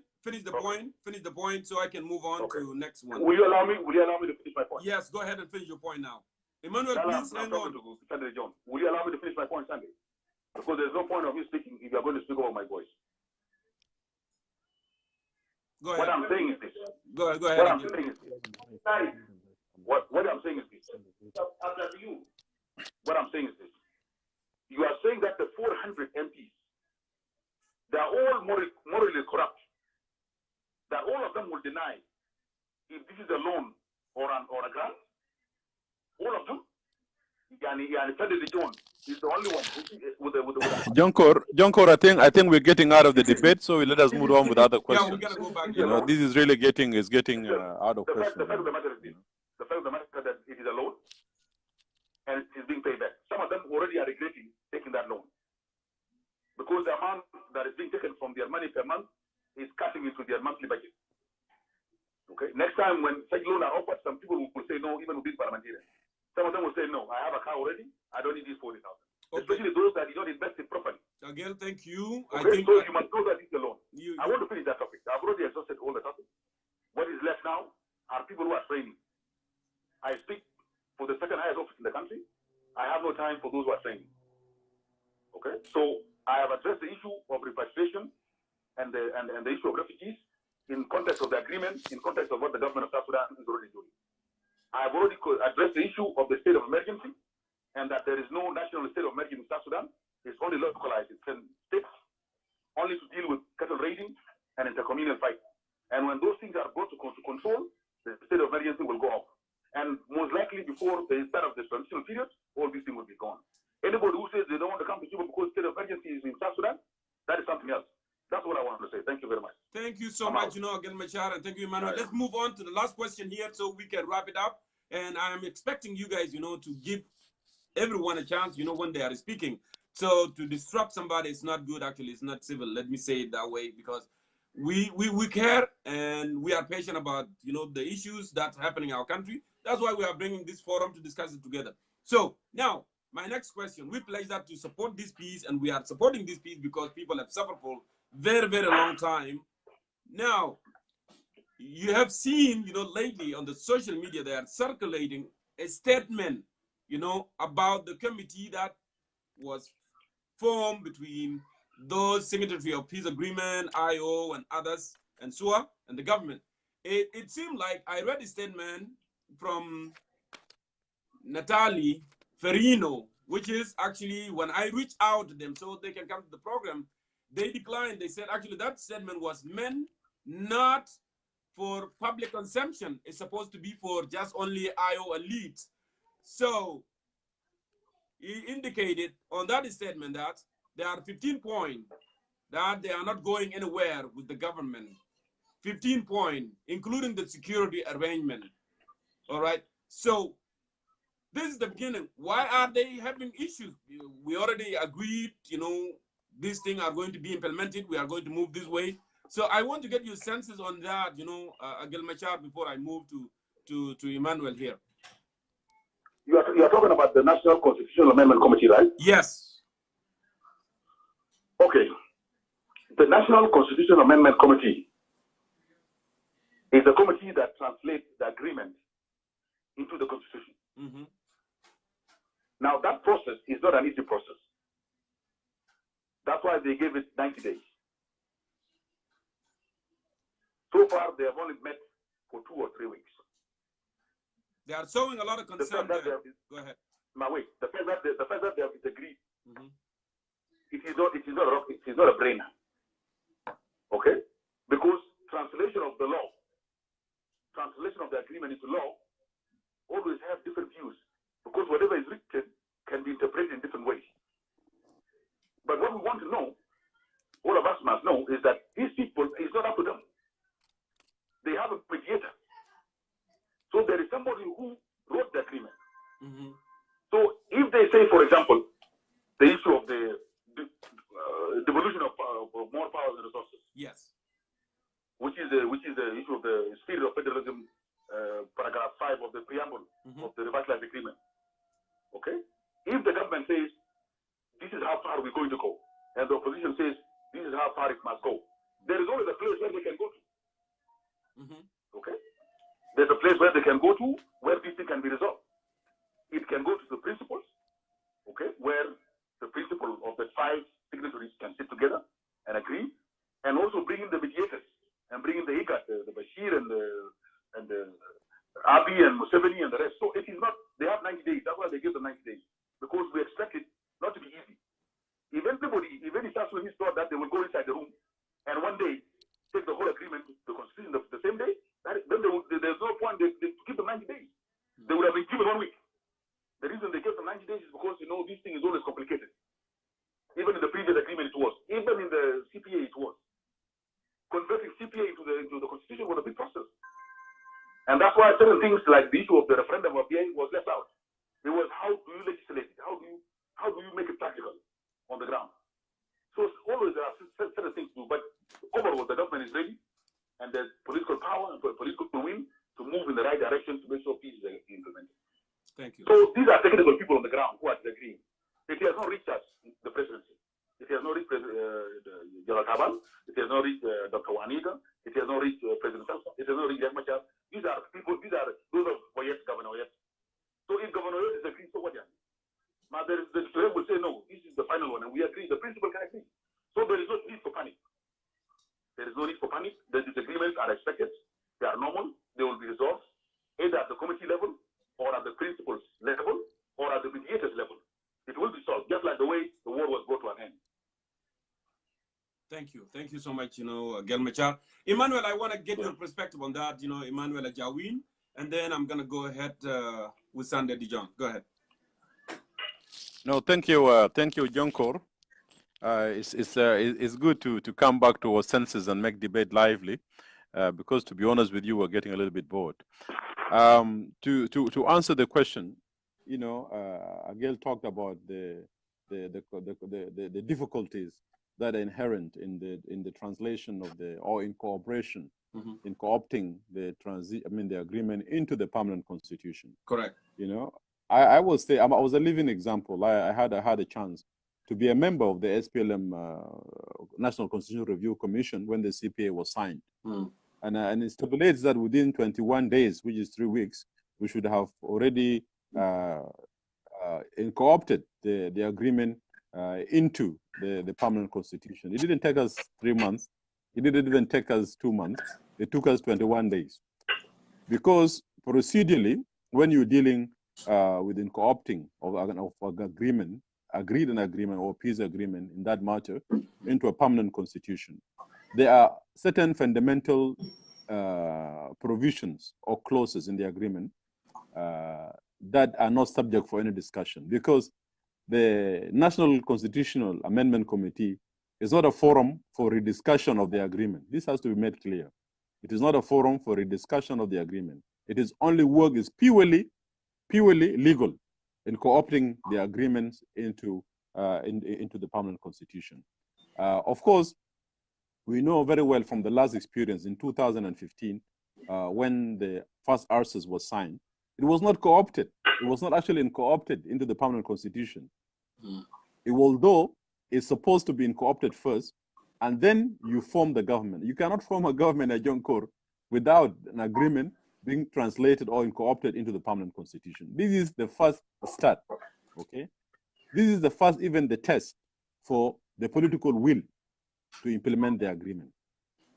What those of government are doing now, they are going into a protracted legal discussions because they intend to renegotiate certain provision and clauses that they're not comfortable with. Let me give you an example of what Nathane raised in his internal memoir, which is supposed to be an internal memoir among the IO. But it leaked out anyway. It leaked out. There's no secret in South Sudan anyway. So it leaked out. But if you look closely at it, on issue of devolution of powers, the government is having a stand on it. I don't think the government is willing to give the opposition the required powers, in the states, in the state assemblies. The other issue also that is of paramount importance, not only the issue of the state, but the issue of governance, the dismissal of the governance, and the vote of no confidence. He raised this in his memoir. If you look at the agreement, the way it is designed, it has given the SPLM as a ruling party a mechanical majority, not only in the states assemblies, but also in the National Assembly. SPLM alone, the government and his Beltawali Betab, the Tabandeng, they'll have 400 MPs in the parliament out of 550. That's the national parliament, which is an overall mechanical majority. So anything they want to change in terms of the election laws, in terms of the permanent constitution, they will do it with at ease. They only need 2/3 to do that. So when Agel talks that it is a complicated matter, it's not true, Agel. It is not complicated. Okay, there are provisions that cannot be touched, cannot be reopened for discussion. The legal committee is not to discuss the agreement again. It's not reopening the negotiation. Its work is purely legal. So I don't see the point why the co-option of agreement will take 3 months. It's only 21 days, is what the agreement says. It should have been co-opted. By now, we are 3 months late. As we talk, the agreement should have been part of the constitution as we speak. But it shows you that the government of Salva Kiir has no interest in implementing the agreement. They have no goodwill in implementing the agreement. Not only that, on the issue of integration, for example, versus formation of national army, and I was in the peace talks, the government always insisted that they are not comfortable with this thing called forming of national army. There's already a national army in the country. What is required is the absorption of the opposition forces into the army. Emmanuel, giving the... I'm just, let me make the footnote, then you come. This now is an issue also. This is an issue now of contention. This is what he's raising. Natale is adding. Yeah, add Jongkor. But I'm just trying to make a point there. The government is not, interested in bringing some from here and from here. But President Kiir, in his interview with Jeff Kunenge, he already, made it clear that we are going to take from IO, from other opposition, and form the national army. Don't you see that's the way things are going? Well, you have to play that record to me. Kiir has never talked. I was listening to it. Kiir never talked about national army. Kiir said we will integrate them. The word I heard was we will integrate. We will integrate the other forces into the army, okay, into the national army, and that is why Kiir changed the name of the SPLA into South Sudan People Defense Force to argue that I have no SPLA to form a new army. We already have a national army. So what is needed is for you guys to come on board to be observed. Dazaman. Okay, this is what Kiir wants. Okay, so these are going to be main problems. These guys, they are not supposed to be opening the discussion. They're not supposed to open the agreement for discussion. Their work is purely legally technical. And as a legal expert, that I was a member of the Constitutional Committee before, from my experience, it doesn't take more than 1 month, to complete the task. Thank you. Yeah, thank you so much. Okay, Dr. Sunday, is your responses now so we can move on? Go ahead. If you are... Thank you, brother. Thank you, Brother Jongkor. Briefly, please. Go ahead. Yeah, thank you, Brother Jongkor. The legal point that has been raised has been tackled from the legal perspective. And it is always acceptable that if a professional point has been raised and the professionals responded to them, you don't need to bloviate about them. So viewing that committee that has disputes, which was supposed not to happen, from that angle, I would concur with Ajawin that it was a technical matter and he answered it as per law.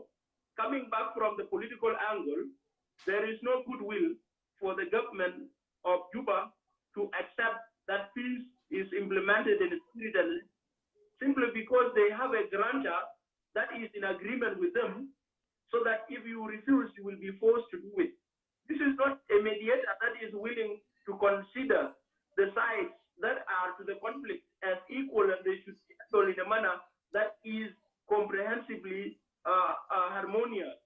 So I would want to say that there will be continuous disagreement on every other single point that needs to be discussed, because government in Juba has upper hand in the agreement.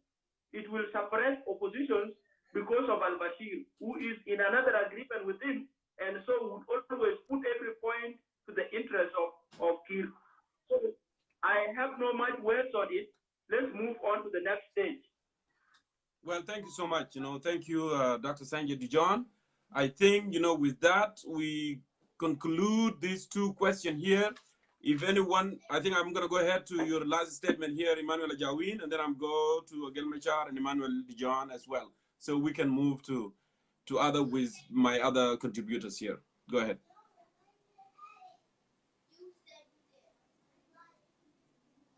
Do you hear me, Emmanuel Ajawin? Yeah, I can hear you. What was your question? Well, I was saying that, I need your last statement here before I bring in my contributors. Okay. Yeah. Thank you, Jongkor, for having invited me here. With also my other colleagues, I thank them for contributing. But this how politics is.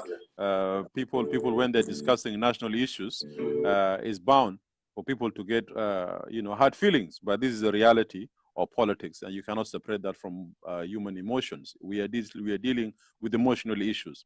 On the issues of course, the displaced, I think there is a clear consensus. Even Agel came to it in his last intervention, saying that there's a need to create a conducive environment in terms of the security, and it will require time for it to be done. So I think the speakers are in consensus that in order for you to ensure the return of the internal displaced and the refugees, 2.4 who have voted with their feet to leave the country, a conducive environment in terms of security must be addressed on the ground first.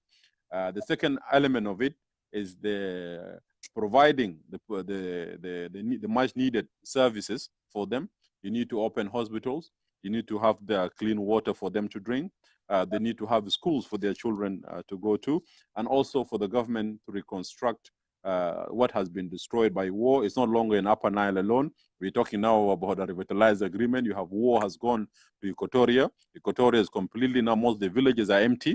People have moved to refugee camps. So in a nutshell, you need to provide a security that is tight for the people to return, and this need confidence building. And this need also the adherence by the government and those who have signed the agreement in translating the provision of the security arrangement into reality, so that all the hostilities could stop. Regarding, of course, the case of a state of emergency, I would like to tell Brother Gail, as long as there is no really peace in terms of its implementation, the National Security Act, as we speak now, is even worse than having a state of emergency, because the National Security Act that you have in Juba now gives the security agents and security service absolute power of arrest, detention for long period of time without due process and without due legal representation for those who are detained. So in order for us to start talking about creating a conducive democratic space, in order for us to talk about real implementation of peace, which means is the absence of war and presence of justice, these laws, of course, will have to be repealed for environment to be created. But before the repeal of it, the president in Juba and your boss, who is a deputy vice president, must show to the people of South Sudan that they have the political will. They have the political will to move from this the cycle of violence to a peaceful South Sudan. Up to now, they have not shown it. They have not lived up to it. As to the funds you're talking about, I would like to remind our listeners that Martin Elia, the Minister of Cabinet Affairs, has circulated a memoir where he's calling about South Sudanese to contribute finances, into this pre-transitional account or whatever it is, So I wonder where will Agel get $100 million he's bragging about within the next coming 6 months. So with that, Jongkor, thank you very much, and I will be here if there are questions that need to be answered. Thank you for giving me the chance. Yeah, thank you so much. Emmanuel Dijon, go ahead, please, briefly.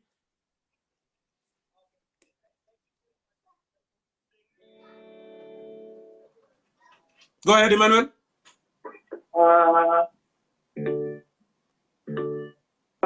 Emmanuel Ajawin, thank you very much for being part of the program. And on the issues pertaining South Sudan, my take has been very clear from the beginning. There is no conducive environment for everything to take place in the proper implementation of the peace agreement. It is not a matter of maybe defensiveness. It is a matter of sincerity. We have to be realistic with the situation that we have created for ourselves. We can be able to find people, but if we begin overacting, breakthrough, it will become a vicious cycle that will continuously bogging down the society from progress, and we will never be prosperous. Instead, we will be witnesses of what we call disasters, one after the other. So the South Sudan we want needs to know that the agreement has to work. The laws that include on the right of including the National Security Act. It was not even accepted as a law by the parliamentarians. So the absolute powers given to some parameters of the country should be taken away so that there is that balance and a space for people to at least sense the sense of belonging so that they will feel at home.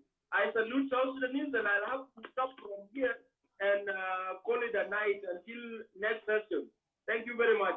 Thank you. Thank you, Dr. Sandy Dijon, for participation. Go ahead, Agel Machar, the spokesperson or vice president. Okay. Go ahead. Thank you very much. My final session, I would like to start by withdrawing the word junkie. My friend Sandy Dijon is not really a junkie. And I would like to apologize and withdraw that statement. It was just in the heat of the moment. Thank you. But what I want to say is that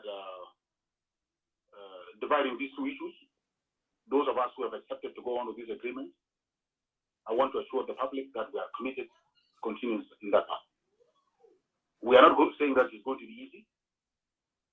We are aware of the challenges, but we have committed ourselves to that path with all its challenges. I'm out to our brothers who have chosen either by choice or by being blocked out, like the Tanzim of those of Paul Malone. The IGAD has opened a door by instructing its special envoy to South Sudan to make sure that those who are not part of the agreement are engaged and are brought on board. Let us all hope, for the sake of our people, that everybody gets on board, everybody see themselves in this agreement, and see their root causes why they picked up arms are addressed, and all of us go in with one political will to deliver our people out of this mess that we created for them. This is my sincere hope, because I have seen that there's a change of leadership. None of these leaders, whether it is President Salva, Dr. Machar, or Tabandeng, or whoever, is new to me. But I can tell you, as somebody who has been close to them, at one time or another, I see a change of attitude. They have realized that the method that they have picked to deal with their political discourse in the country has been very damaging, not only to us, but to our region, to the continent, and to our friends in the international community. And there is a need for us to change from where we are to where we can deal with our political differences in a civilized manner. So I want us to remain hopeful. Those who are still outside can prepare their position. Sooner or later, before even the start of the transitional period, they would have been engaged by IGAD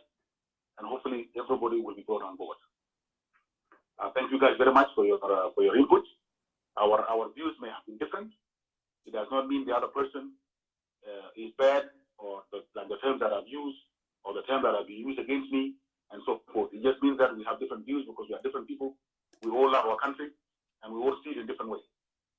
And that's why I avail myself to continue to talk, because only way we can understand ourselves is to continue to talk to each other, so that we can see where others are seeing their side of the South Sudan going. Unless we all have a shared future together, we will always be in different places, and we will be left behind. So thank you guys very much. Thank you so much. Thank you, gentlemen, for participation, coming on to Concerned Citizen of South Sudan. Of course, yes, we love the idea that someone from the government actually will come and have a conversation with South Sudanese. This is the way that we can get this together. If we don't have conversation together, and then we're not going to go anywhere, we will not have an answer. So I really appreciate you, Agel, and Dr. Sunday, Dijon, and then Brother Emmanuel Ajawin there from Montenegro. Please, despite that you have vacation, you chose to join us too. Please, I want you to stick around as well, because you may come back later. Thank you so much, gentlemen. You have a wonderful night there. Thank you, brother. Thank you. Thank you. I'm out.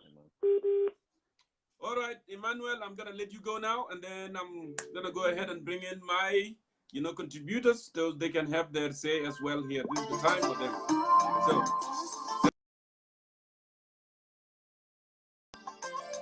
right.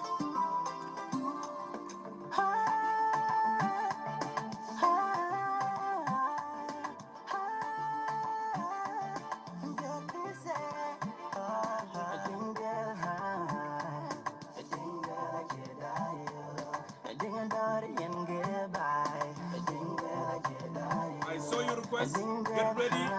Sabata, get ready. Whoever sent your request, I want to bring you all in. So we can start discussion. I'll bring you just 2 minutes so I can get the water and then we'll move on.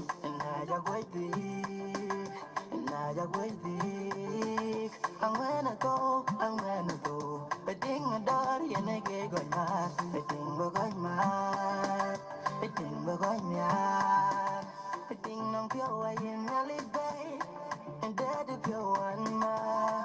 You think to take one ma. You pure yan kai. Kubaya to get the bye. I think they're high. I think they're a Jedi.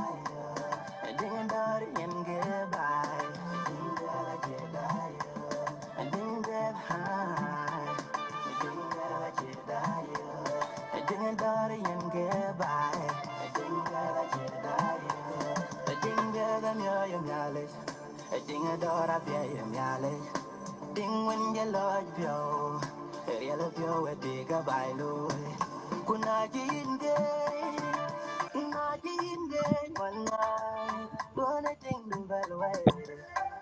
Jongkor, how are you doing?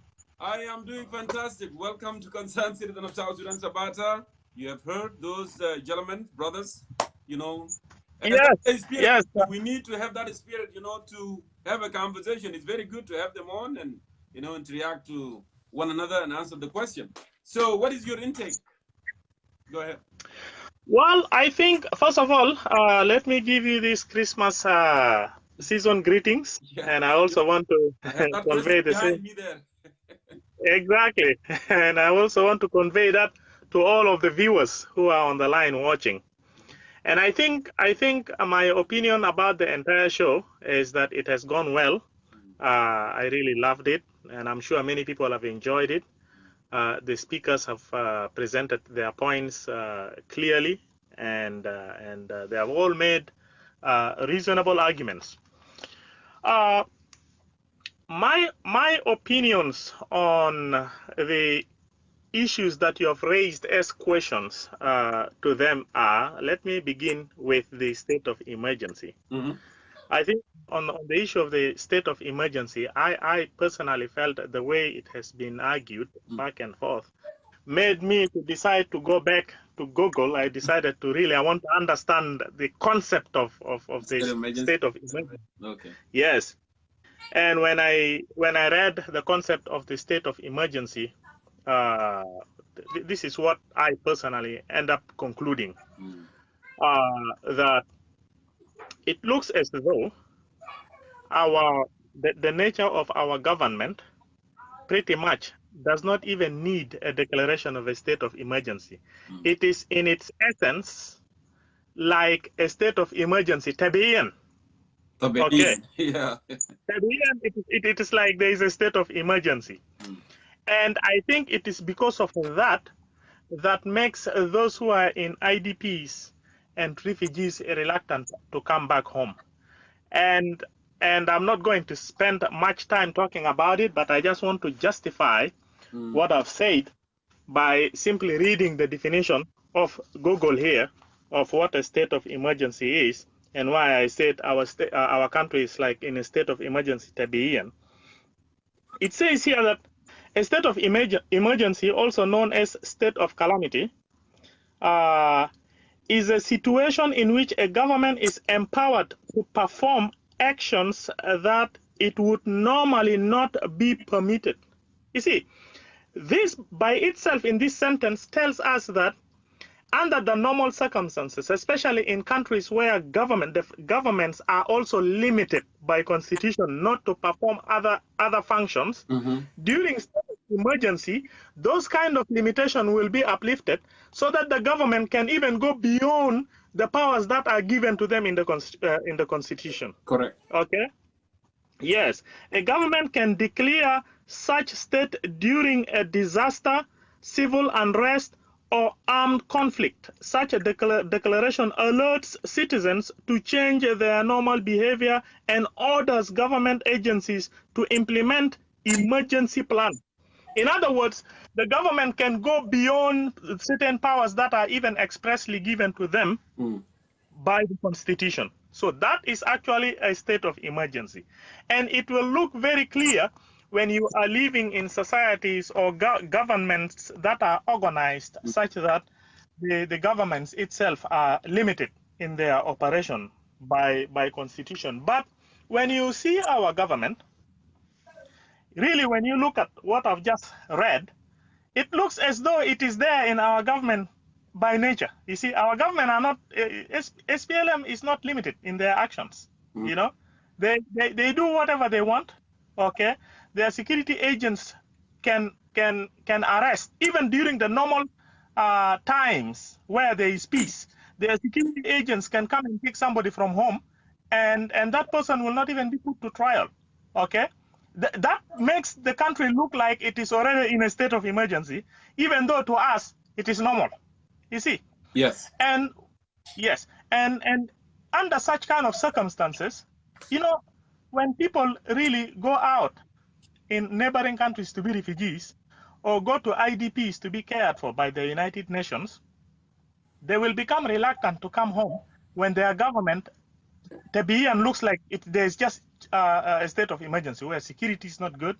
At any time, your security could be jeopardized by the security agents or services like school. And I love the way Sunday said it earlier, that, you know what, there are schools that are being given to these guys. There are certain benefits given to them that under the normal circumstances, under their government, they don't receive.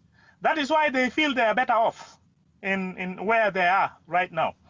That is as far as a state of emergency, and also why the refugees are reluctant in going back home. Of course, I'm just adding this on top of what they have already discussed, because they have already discussed some very important points.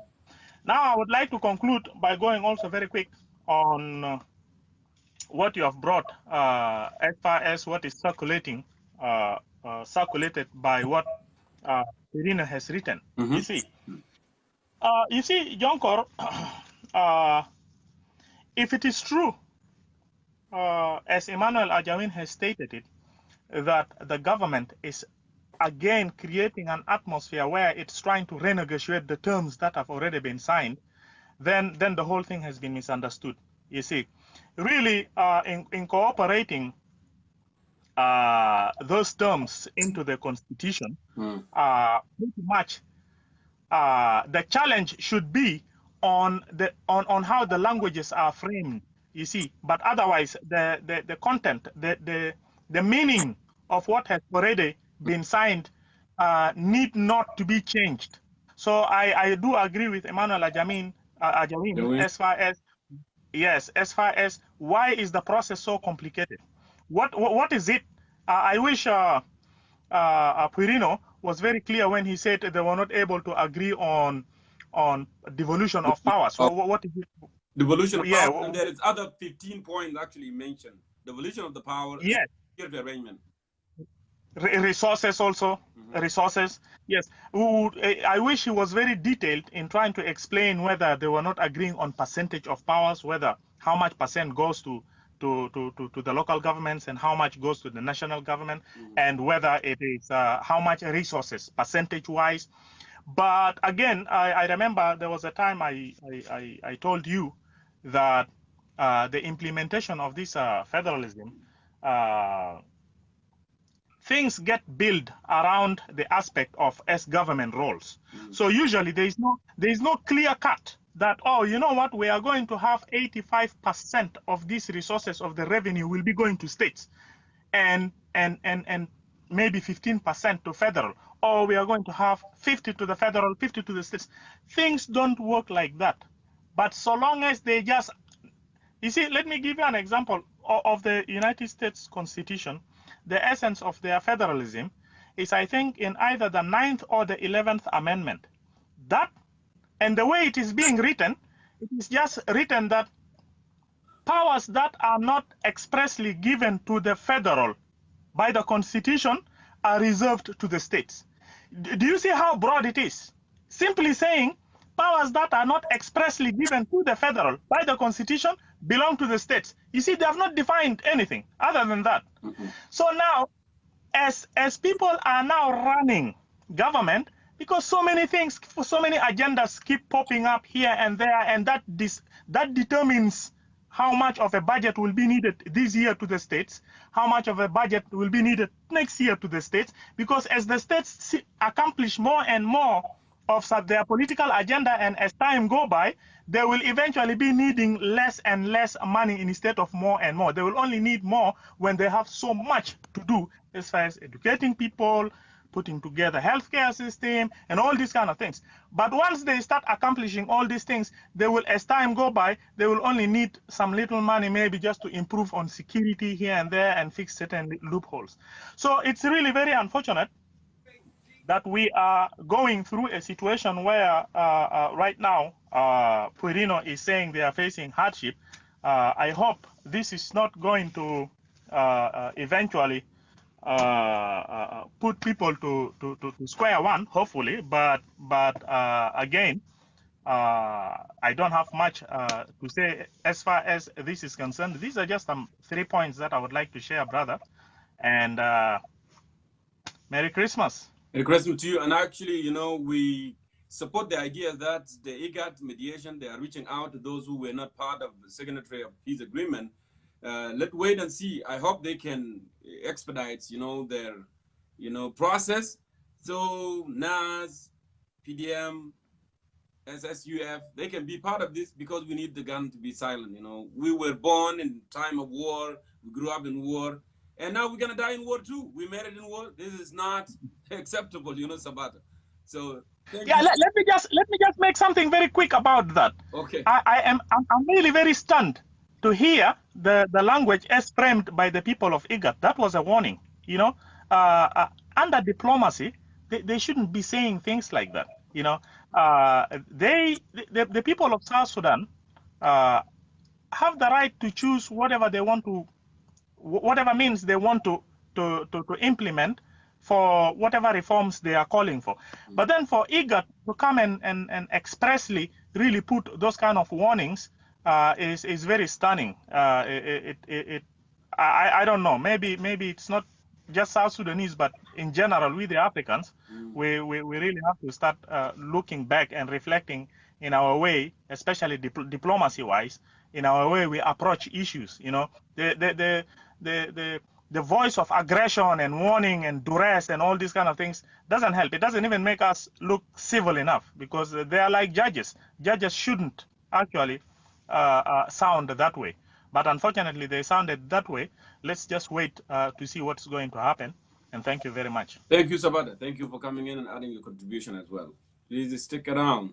So let me go ahead here. Jamal, send in your request. It's your time now to come and make your point of view. Go ahead and send it in, and we will get it. So go ahead.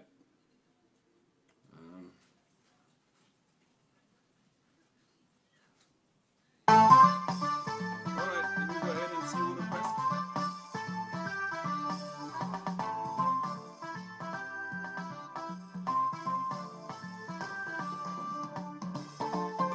Send in your request, Jamal. We Yasmin, send in your request. Sabit, I'm calling you right now. Yasmin.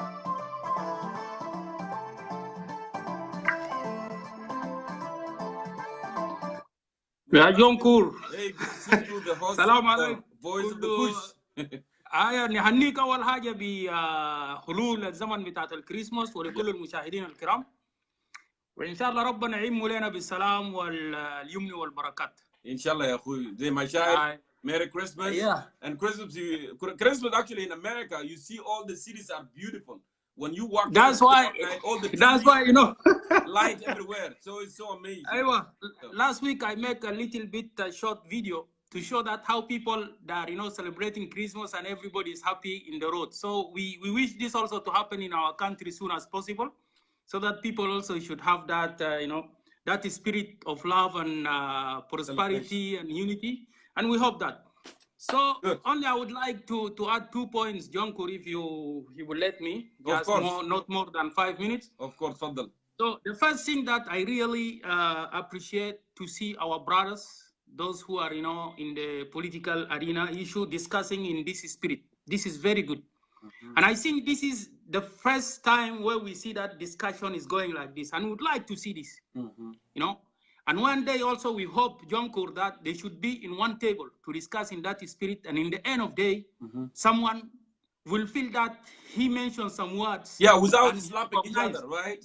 Yes. Yes. And he said some words, and then he recognized it, and finally he will say that sorry, and he take that word outside, and this is very good. This and is I like it good. Actually when Agel Machar did that, to Sunday. He make تعرف خلاني شنو؟ That's really good. خلاني أنا حسيت يعني شوية كده من الحنية. ده الروح اللي هنا دايرين جونكور نشوف إنه المتحدثين بتاعنا سواء كان في الحكومة أو في المعارضة يتكلم بهذا الروح، وفي نهاية المطاف واحد يجي ويقدم شنو المعذرة لأخوه. فالشيء اللي أنا داير أقوله أخونا مولانا إيمانويل قال عليه البوينت بتاعه، الساند جي جون الدكتور برضو قال عليه، والناطق الرسمي بتاع the vice president طبعا then Agel also he said even though they don't agree, it is a political issue. Each one have his own angle of looking to the issue differently. Yes.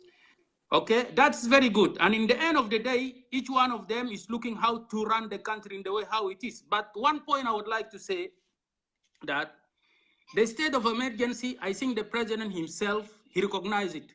When he had a meeting with Dr. Riek Machar in Khartoum, when Dr. Riek Machar asked him to pull it out or to take that state of emergency outside, yes. But he said that not now. As we saw that we have a video and we have everything, I think it's very clear. So I don't want to enter in details about this, but we have to know that the country, it is in the state of emergency. There is no any way for that. Only if the president one day come and declare, even though in 2 states, it means there is a state of emergency in the country. Otherwise, the president should not come out and refuse in front of Dr. Riek Machar. This is one point. The second point, I would like really, the government should recognize that if would like to implement this peace agreement, even though those who are outside are not there, let the government put things in action. This is very important. Put things in action so that everyone will see that there is something going on. For example, in points 1, 2, 3, 4. 1, 2, 3, 4, those kind of things, so that everybody will know that things are going well. Otherwise, the people that are still in camp, some people, they cannot go back home because they're afraid. There is no freedom of expression. There is no freedom of talk. Otherwise, it is better the government should enlighten many things so that people will believe about that. I think this is the point what I would like to add, Jongkor. And I really thank you very much. And I will just hope all our politicians to continue discussing in this spirit. Thank you very much. Thank you so much, Sabit. Thank you, my brother. You know, from Paris there, you know, the host of Voice of Kush. So I understand that because we have changed the schedule. It looked like a little bit, some people, you know, they are behind. They are not used to this Saturday early morning thing. But I know, you know, down the road, it's going to get better, you know. I know. This Moaida Sabshua Lebadanas look like there's some difficulties. Finas can what happened to the show, but I made it clear, you know, it is today. So go ahead and send in your request. Abu Yasmin, I'm waiting for your request as well. And I want to remind our viewers too, if you have an echo when I call you, if you have echo on your voice when I call you, please try to use the headphone because the headphone actually will eliminate that echo. So now I'm waiting for you. Go ahead and send in your request. I don't want you to be reluctant. Send in your request. Let's go ahead and have a discussion about this issue. It looked like, I don't know today, but other days always, you know, we got a lot of huge, you know, call. So let me go ahead and call Quella. I'm going to go ahead and call you.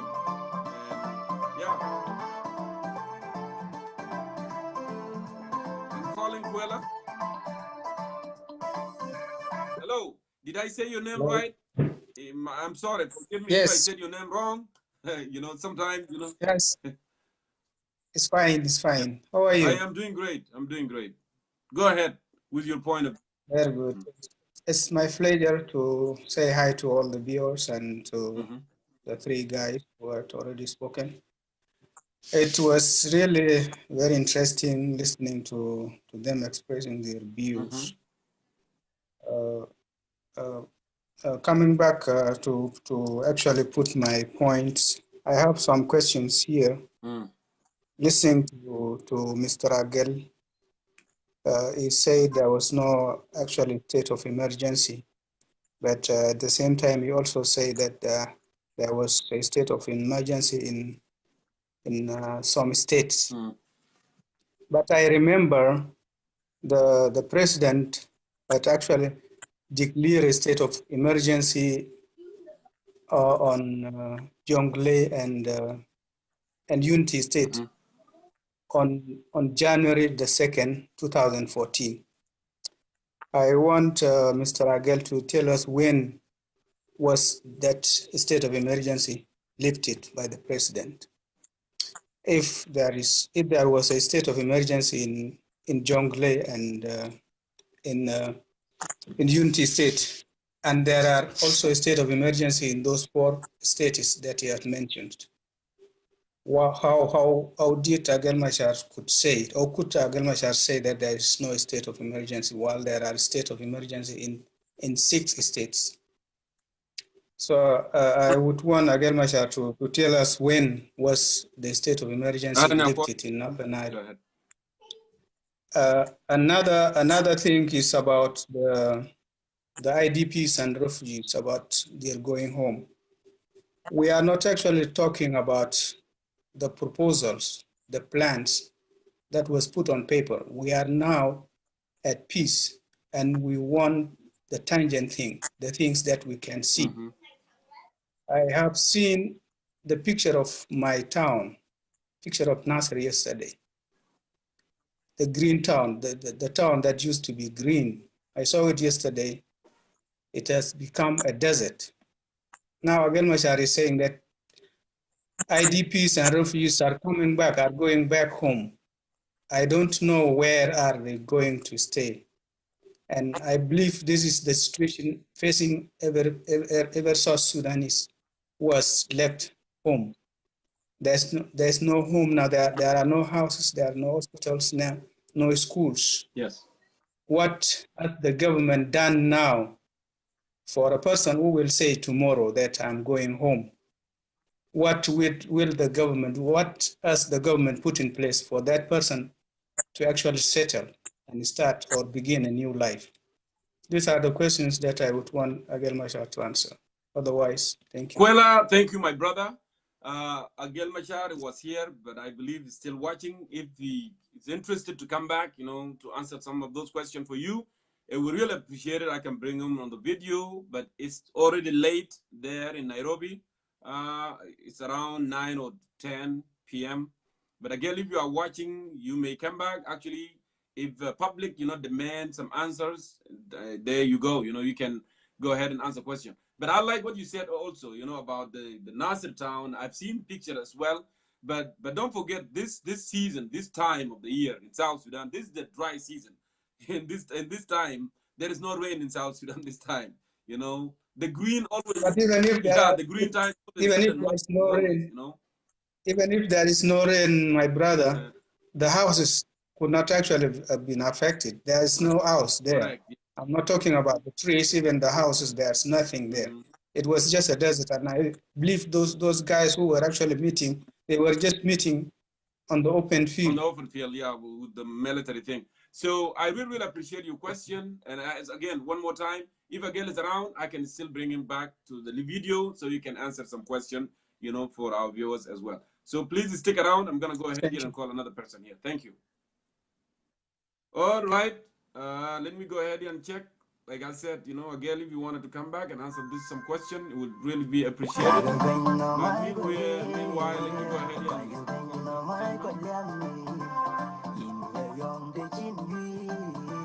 Yasmin, can you send me a request, please? Would you?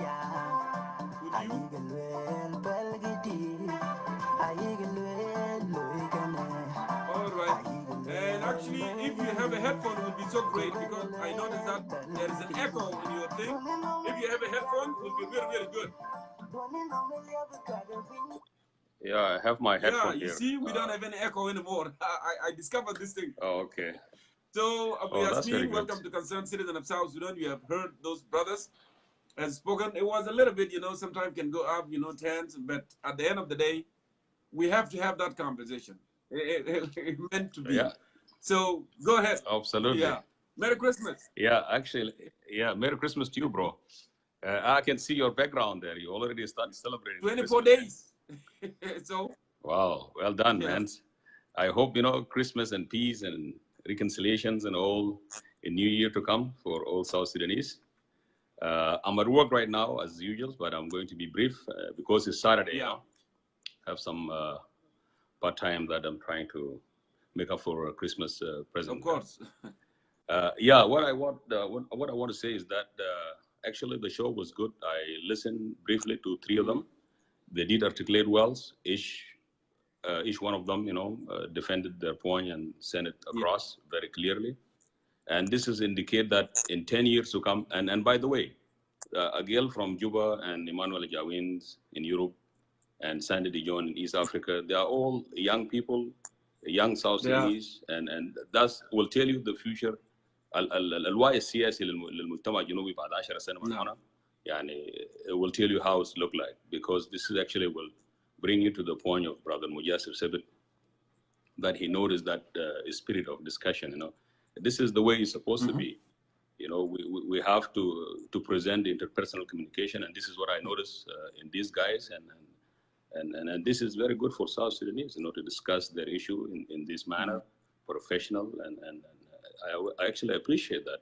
They all defended their point and was sent across. One point only, and your speaker, I think, touched on it, is the state of emergency. That is undisputable. The state of emergency was declared by the president. And some. Oh, there is music in the back there. I don't know. Is it me? I think it's you. I don't have it here. We don't hear it. We don't hear any music at all. Wow. It's playing now, but it's from you. Okay. Yeah. No music at all. Our viewers, they cannot hear any music here. Just go ahead and speak. Oh, okay. Yeah, probably is my speaker, because it's repeating what I'm saying right now. But all in all, okay. All in all, the state of emergency is indisputable. Was actually declared by the president, and I hope lifted. It wasn't officially, and nobody heard about it. That's why I think it was. Can you hear me? Yeah, we hear you very well. Perfect. No problem at all. Keep talking. Okay, very good. Yeah. So as I said, all 3 of them did very well, and there is no any point that except only the state of emergency that was actually disputed by Brother Agel Machar. Otherwise, it's all good, and I like the spirit of discussion, and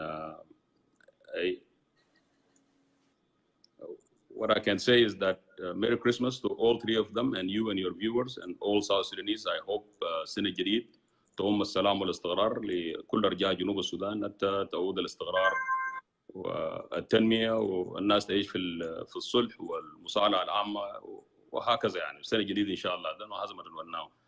One more thing, I would like to tell you that I appreciate the initiative by the IGAD that they would like to include those who are left out from the peace agreement, revitalized peace agreement. If this is the initiative that I support, by all means, and this is actually I would like to argue all your viewers and participants, those who conducted their shows like Mujasif and Badman and Ikhwa, to actually echo this. This is very good. So the leadership in the country, that a lot of South Sudanese in diaspora, they support this point. They wanted to include Salam Shamil, very inclusive. You know, those folks who are left out from Nas, Paul Malone, and Emmanuel Ajawin, you know, let us move the country to the next level. You know, إلى آفاق جديد تتمتع الشعب الجنوب ويعمل استقرار يعني. نعم. شايف كيف؟ حتى إلى هنا كل سنة وانتم طيبين، وإن شاء الله سنة جديد تعطي بالاستقرار والسلام لكل شعب جنوب السودان. Merry Christmas and Happy New Year. Merry Christmas to you, brother. Thank you so much for coming in and adding your opinion as well. Shukran, shukran. Okay, let me go ahead here and get other South Sudanese as well. Like we said, I don't know if people are hearing music background. There is no any music background here. But let me go ahead and search. Like I said, go ahead and send your request, and we move on from here. All right. Well, I'm looking for somebody. Let me go ahead and play Nyagalwak. It's a new hit, which is good.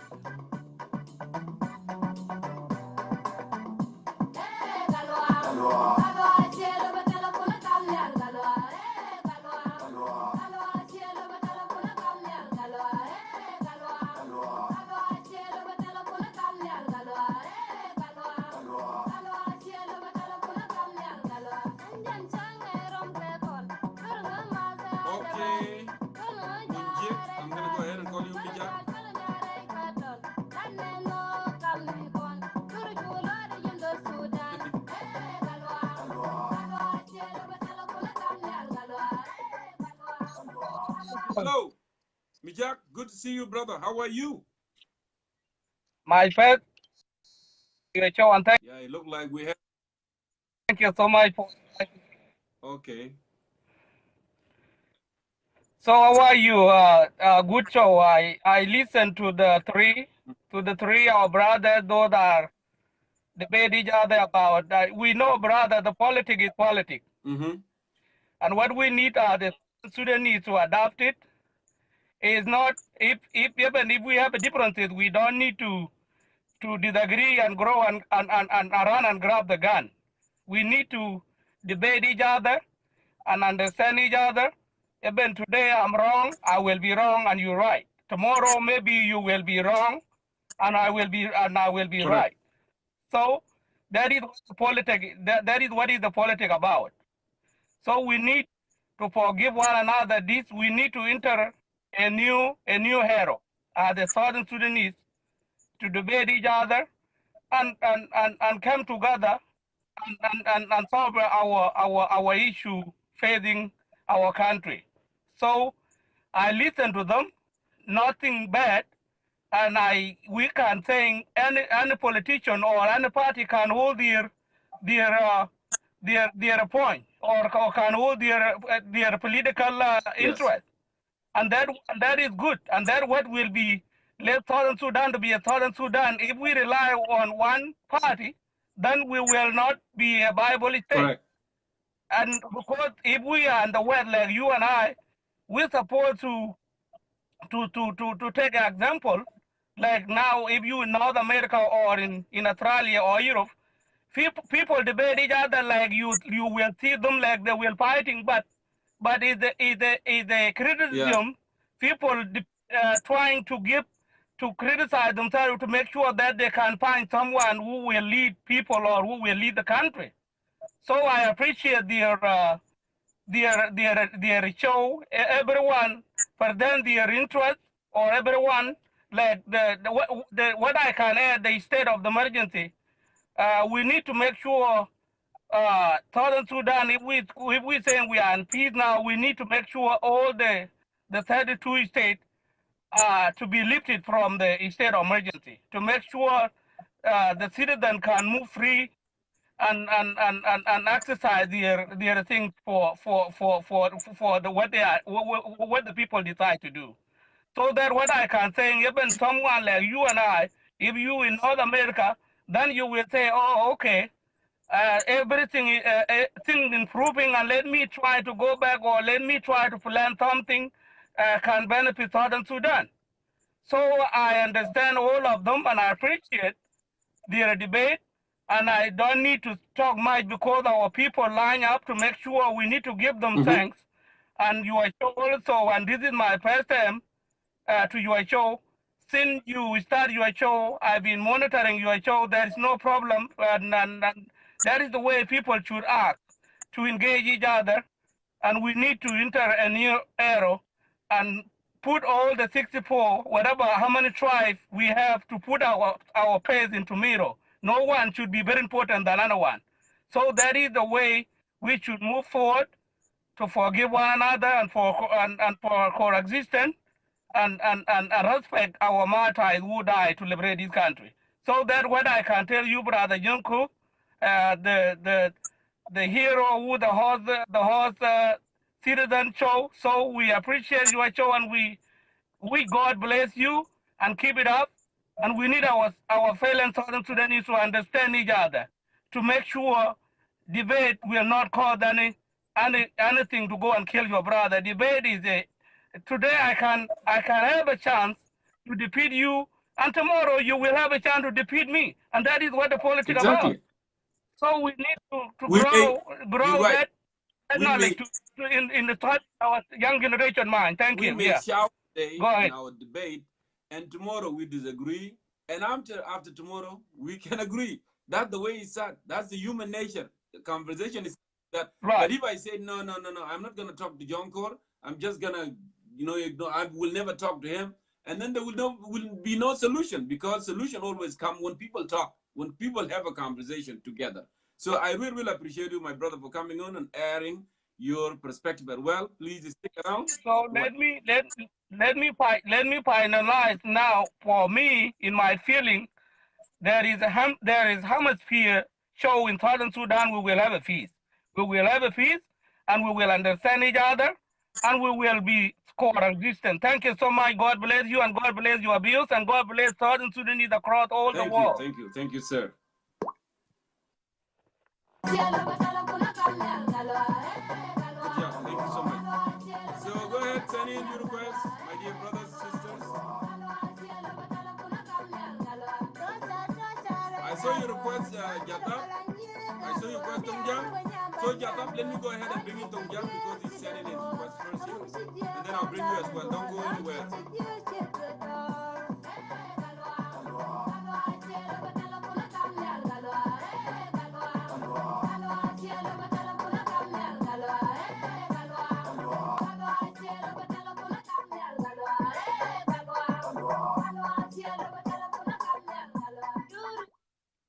You refuse to answer the phone.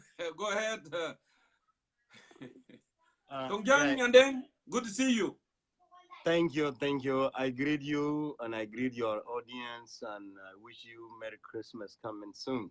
Thank you so much. The topic you brought up tonight, that's what country want. Like my cousin Garing Machar and Emmanuel Ajawin and Sunday, the John. Those are young politicians, and what they're talking, I wish them to debate clearly, not to reach into point about all politicians. And the way they were debating tonight, they are good debaters, but they are trying to play like a game of that destroy our country. We don't need that. Agel Machar talking as someone secure his position in a government. It's my cousin.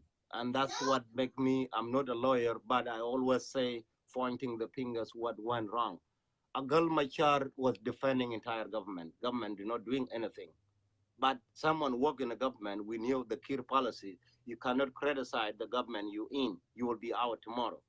So a girl should accept that I don't want to lose my job. And what I'm saying is I'm not the one make a decision. We knew that. Emmanuel Ajawin also is trying to say something different. Like a new party, yesterday was ADM or something, during the negotiation, his uncle is going to Juba. So I don't know what he's saying. And he's touring everywhere. It's not the wrong thing for him. I don't think solution for him. Taban, his uncle is something, Manuel is Emmanuel, and Lamakol is Lamakol. So we don't want to associate both. Go ahead. Yeah, he was negotiating the peace. And when the peace reached into critical in Khartoum, he flew out. And now he created a new one. You see, when we allowed politicians to get away with this, we don't hold them accountable. There is no way accountability is coming. Correct. Emmanuel, also Sunday, Malong is isolated. And when he never talked, when Malong was in the government, creating chaos, and he never admit anything there. So all those kind of things are very young, fresh-minded, but I don't want them to play a dirty game here. I've been saying all along there is no peace here. I think Sunday will like that because I'm saying the truth. Emmanuel Ajawin will like that, but a girl will not like that. Look, this peace, if you remember one time Kir said that anybody do not go to train station, and later on if train left you, you'll be out. We seen yesterday, Mama Rebecca, the wife of founder of SPLA, and we are Denga Jag went in. Dr. Nyaba went in. And even this, I call it position arrangement. There is nothing here. Our refugee, when this war come to an end, refugees, they will go back. But the question is, someone been out for 5 years, where oil money go? Can government or all of them can take responsibility and give one person a 3,000 or 2,000 to go back because his house is burned down, his car are taking. This is what I ask here, but there will be no implementation here because everybody going to get secure his position, and that's what Kir want. Because now they cannot remove Kir militarily, and militarily also we don't want that militarily. But so what is scary about Kir here? There are rumors. Sure. And Kir now is bringing IO and bringing those one position in, people like Ajel Machar, like Emmanuel Ajawin, if he reinstated Bakuna ambassador, they will go in. But I'm not comfortable for the move I have seen since last week when Kir moved a Kolokor and the language that people who are here are food lovers. A Kongnon is from a will, and that language is dangerous. And also there are rumors now been targeting again. What kind of peace you gonna have? You're gonna bring all those opposition, give them position, and you're gonna go and destroy Madinga Ul. This is what I can say. But debate what a girl said, Emmanuel Ajawin, Sunday said is good. But let we not playing that refugee, they're gonna get nothing, they're not gonna get nothing here. As long gun go silent and they go back and no one maim them, this piece of Kir or those positions are going in now. Who Denka kill Nuer? Nobody gonna be talking about it. Nuer kill Denka, nobody gonna be talking about it. Who Ulwan kill Johnson Ulwan? Nobody gonna talk about it. This is the nature of the world of Salva Kiir. But all the consign agreement get everything. But one day when the government, a government of real people, of the entire population of South Sudan, we will go back and investigate one by one. But for a gun to go silent, it's not a big deal, but there's no genuine peace here. This is what I can tell. Thank you, Tongyang. Merry Christmas, my dear brother. It was good having you on the show. Please stick around and keep watching. If you have another point to make later, we may bring you back. So let me go ahead and bring other South Sudanese.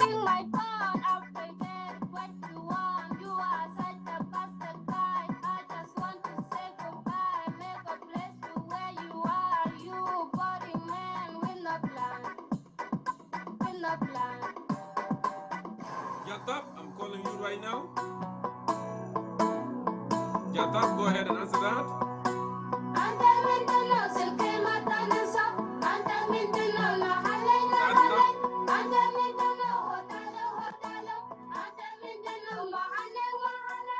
Hello. Jatap, good to see you, brother. It's Can you hear still me? night for you. I don't see your face. Yeah, I'm trying to Okay. situate. Let me just go fool ahead and around like this. situate, Jatap. No problem. Yeah, can you see me now? I can see you clearly. So, Jatap, welcome to South Yeah. Sudan. Actually, I'm interested, on the point that you made.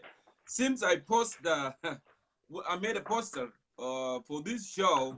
Actually, you made a very good point after you read that about the refugees and all this, and you suggested that actually South Sudan government should propose 5% at least for the next 3 years to go for refugees and displaced persons. Actually, I was very interested, on that. I felt, I forgot to bring it to those three brothers who were debating. Actually, that's a good gesture. If a government can propose 5% from the revenue of oil, like you said, actually would be good. And why you said that anyway? Just go ahead with your point now. Yeah, thank you, Brother Jongkor, and I want to greet you and your guests. And also, I want to give my greeting for Christmas. Happy Christmas to you in advance, and wish you everyone and the best for the coming Christmas season. And now, I really appreciate what you're doing, and the rest of other brothers out there who are doing the same thing to enlighten our people and our society. As we all know, South Sudanese have never known uh, a modern political debate without going to the throat of one another, So what you are doing, it is we are practicing a modern peaceful debate built based on logic, based on intellectual an argument. You make your point, to the people. Don't get angry at Jongkor, but make your point to the people, because you're not talking to Jongkor, you're talking to the people. So make your point across to the people of South Sudan. So this is good that these shows are really bringing our people enlightenment, and also, in other words, is a way of training how we really can debate each other and know each other better, because all of us has potential to offer for the people of South Sudan for a betterness of our people. So this is good for three gentlemen that you brought on the board to discuss various issues, and I give them, we are all thankful for them. This generation, including the three gentlemen, is a low mafi tagayr we are not bringing to South Sudan. Then who would do that? We need to break a wheel of cycle of all politics of South Sudan, that the elder can do wrong without being challenged, So we need to change, we need to invent our own will. And to me, Agel and Dr. the Sunday and Emmanuel. Mulana Ajawin, we need to invent our own political will, not to rely on, I'm not saying in a bad way that we should not respect our elder, but the current leader now who are aging in their age, we need to know that we need to challenge them, we need to stand up to them when they're doing the wrong thing. We cannot appease our elder just under pretext because they're our elder and we know they're doing wrong thing. We need to stand up. So what I'm saying, this generation have the chance, and especially when they're able to debate one another, and even and correct one another that, you know, I say I offend you. So I'm sorry to say that. That's the atmosphere we need. That's the hope for South Sudan, that we can invent our own will as a young generation, you know, to shape the future of South Sudan and to bring the hope for the South Sudan. So that is a good point that I have seen from them, that we need to invent our own will as a young generation in order to create hope and create a better future. Now with the IDP, the reason I said the IDP, you know, Jongkor, duration since 2013, you know, and all of us know, our people have never given a service, a basic necessity service in 2005. Now, Al Bezid Khaninduda has been destroyed, leave alone the life. Their property has been destroyed. Almost everybody has been displaced in the country. Ya Jama, Miten Nas Bitana can deliver, Akuma Zado fi Juba can deliver, including the Marda, you know, because at one point, the individual who are now in Marada were in the government. Did they deliver the service for the last 8 years they were there? So to me, we cannot continue, or politician or government in South Sudan cannot continue to take advantage of the poor people of South Sudan. So to me, it is time for the government to say, we have done wrong to our people. We destroyed their property. They have no say in anything that the fighting was on. So they need to propose a 5%, a package in which Yemadel, if the refugees are returning, they can resettle, they can rebuild their lives. And the government and opposition need to consider that suggestion, that there is a need to propose a 5% from the oil production that is given directly to the refugees and internal displaced persons, so that they can rebuild their life. One piece is returned so that they can return to the country for all the returnees, the will return for the neighboring countries, and one within the South Sudan. That reason, I think that point need to be considered, whether both government and Marada, you know, because the people of South Sudan have been taken advantage, and I think it is time to compensate these people for their properties, their life loss, so that they can rebuild their life, if the Marada and the government intend to implement that peace agreement, so that refugees can return and establish their life. So, and I think it was worthy to mention it, and I really appreciate, I don't want to take time long. So what you did is good. You guys and others, other brother, Edward, Sibit, and others, Sister Teresa, please continue to do that. You know, this is enlightenment. You know, generation, including yourself, this generation, if we cannot invent our own will of politics to change the course of politics, Junub is not going to change. Because the elders now are determined to destroy and install the future of next generation. So you have the moral responsibility, I have the moral responsibility to invent our own will, to change the course of politics in South Sudan, so that we can catch up with the rest of the world, so our people can live in peace and harmony, so that United South Sudan has a space that can be respected and a dignity respected in the world. So I will leave my thought there, and I really appreciate you keep up the good work. And I thank three brothers, you know, who put their point. So that is the way things we need to change things. So I hope they will continue to do that, and I will stop here and allow other people to have their input too. Thank you so much, Jatap Otau. It was good having you, you know, on the show and adding your perspective as well. Of course, I agree with you 100%. You know, something should be proposed here for the citizens of South Sudan, because they have gone through hardship. 21 years war. They didn't have nothing. And all of a sudden now we have natural resources, we have oil, and then again displacement to refugee. I think I agree with that. You know, it couldn't even be more than 5%, you know, to all the entire population of the country, because they haven't tasted any good of the country. So thank you so much, you know, for adding your perspective, my dear brother. So let me go ahead here and call other South Sudanese who are available. Please, Jamal, send in your request. It is time to start, you know, talking and doing this thing. Let me go ahead here and play this song. And then we'll move on. So, let me check here. Who else?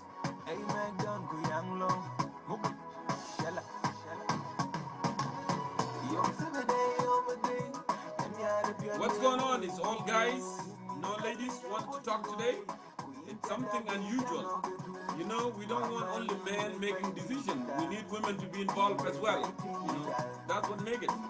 Well, you need to send in, you know, my brother, Nubrong, Kaku. You need to send in a request instead of writing. Because when you send it in, I will be able to get it. Okay, let me go ahead and Philemon Daoud. I saw your request, Kaku. Let me go ahead here with Philemon. Philemon, I'm calling you right now. Hello. Good to see you. Hello. Yeah. Yeah. How are you doing? I am doing great. I'm doing great, brother. Okay. So go ahead Merry with your Christmas. perspective. Yeah. First of all, thank you for inviting me. It is on your show. Yeah. First time to be on your show, and it is really grateful for me to put my opinions on the topic that you mentioned there. Correct. It is a high time for us South Sudanese to think about our affairs and also to come up with the logical arguments about the political process in our country. So I listened very attentively to your presenters, three people, and they presented their cases very wisely, and they also, you know, put it their view, and I consider as go ahead, yeah. They put it their political views, and they also defended their way of, you know, political affiliations, and that is what I see when three of them presented their points of views, and I just want to put some of the things here. I don't know if you moved a little bit. Maybe I talked when you were here.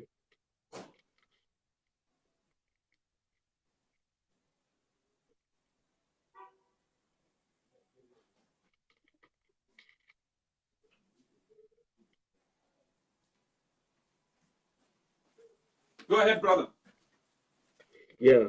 I just want to make some points here about what they mentioned. Number one is the point you mentioned about the state of emergencies. I think Egal is in denial, political denial, because, you know, he wants to protect his government, and that is why he denied that there is no any state of emergencies in South Sudan.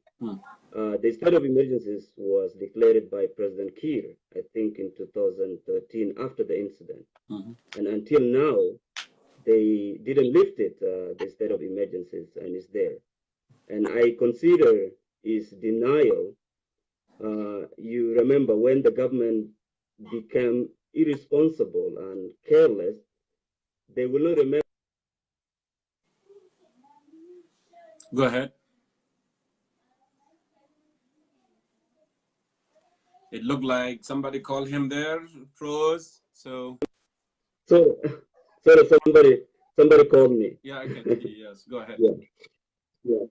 So, you know, when the government become irresponsible and careless, they will ever remember any decision that they make. Either deny that there is no any state of emergencies in the country because they don't care about what they decided. They don't care about the decision that they made it. And the state of emergency is affecting the life of South Sudanese across the country. Go ahead.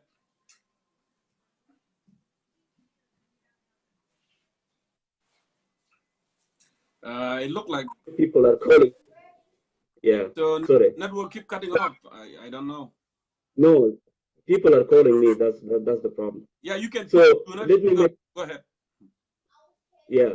So that's why when you see Egal, when he presented his case on the behalf of the government of South Sudan, he denied completely that there is no any state of emergency in the country, while people have been affected by the decision that made by Kiir during the time incident happened in 2013 and 2017. Also, he declared it in Gogriel and part of, you know, Wow and also in Lake State. And all these decisions until now not been lifted. And that is what we are talking about. Instead of emergency, if they need this peace to be, implemented in a good way. The second thing that you mentioned is about the refugees. Repatriation is something that we are looking. It's not only for those who are living in the refugees camps, but those who are living in the UN camps in Juba, Wow, and Melekal, displaced and person. Bor. Yes, they have been affected, okay?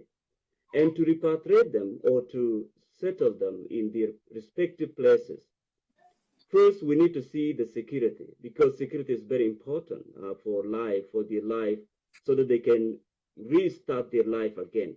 So until now, we are seeing that there is no any security for them to go back to their places. The government done nothing for them to return to their homes. And also, even Kir himself, he never visited them, even in UN camps in Juba. He never visited them. And this is something that, all of us South Sudanese, when we think about this, so what kind of leaders that we have in South Sudan? We have to think actually about with that visit, Brother Philemon, I suggested in one of my shows last time, before even Riek Machar goes to Juba for peace celebration, I asked a question that will Riek Machar and Kir and Wani and Taban, will they go to refugee camp? Will they go to displaced places in Juba, in Malakal, in Wau, in Bor, in Unity State, in Bantu, to visit those and reassure and take even the army general and talk to people, peace. We need to reconcile together. I asked one of those, last time, but I don't know what happened. I hope maybe they are listening to what we are saying, and then they can be able, to get the point across and make it work, because they need to take advice from the public as well. It looked like I lost Brother Philemon. I don't know what happened. It looked like he has issue with the network there, or somebody has called him. So if you come back, I can bring you again so you can finish your point, Philemon. I'm sorry for distraction of the network there, but let me go ahead and see who are those who call. And then I'll bring you. Okay, Simon, I'll bring you as well.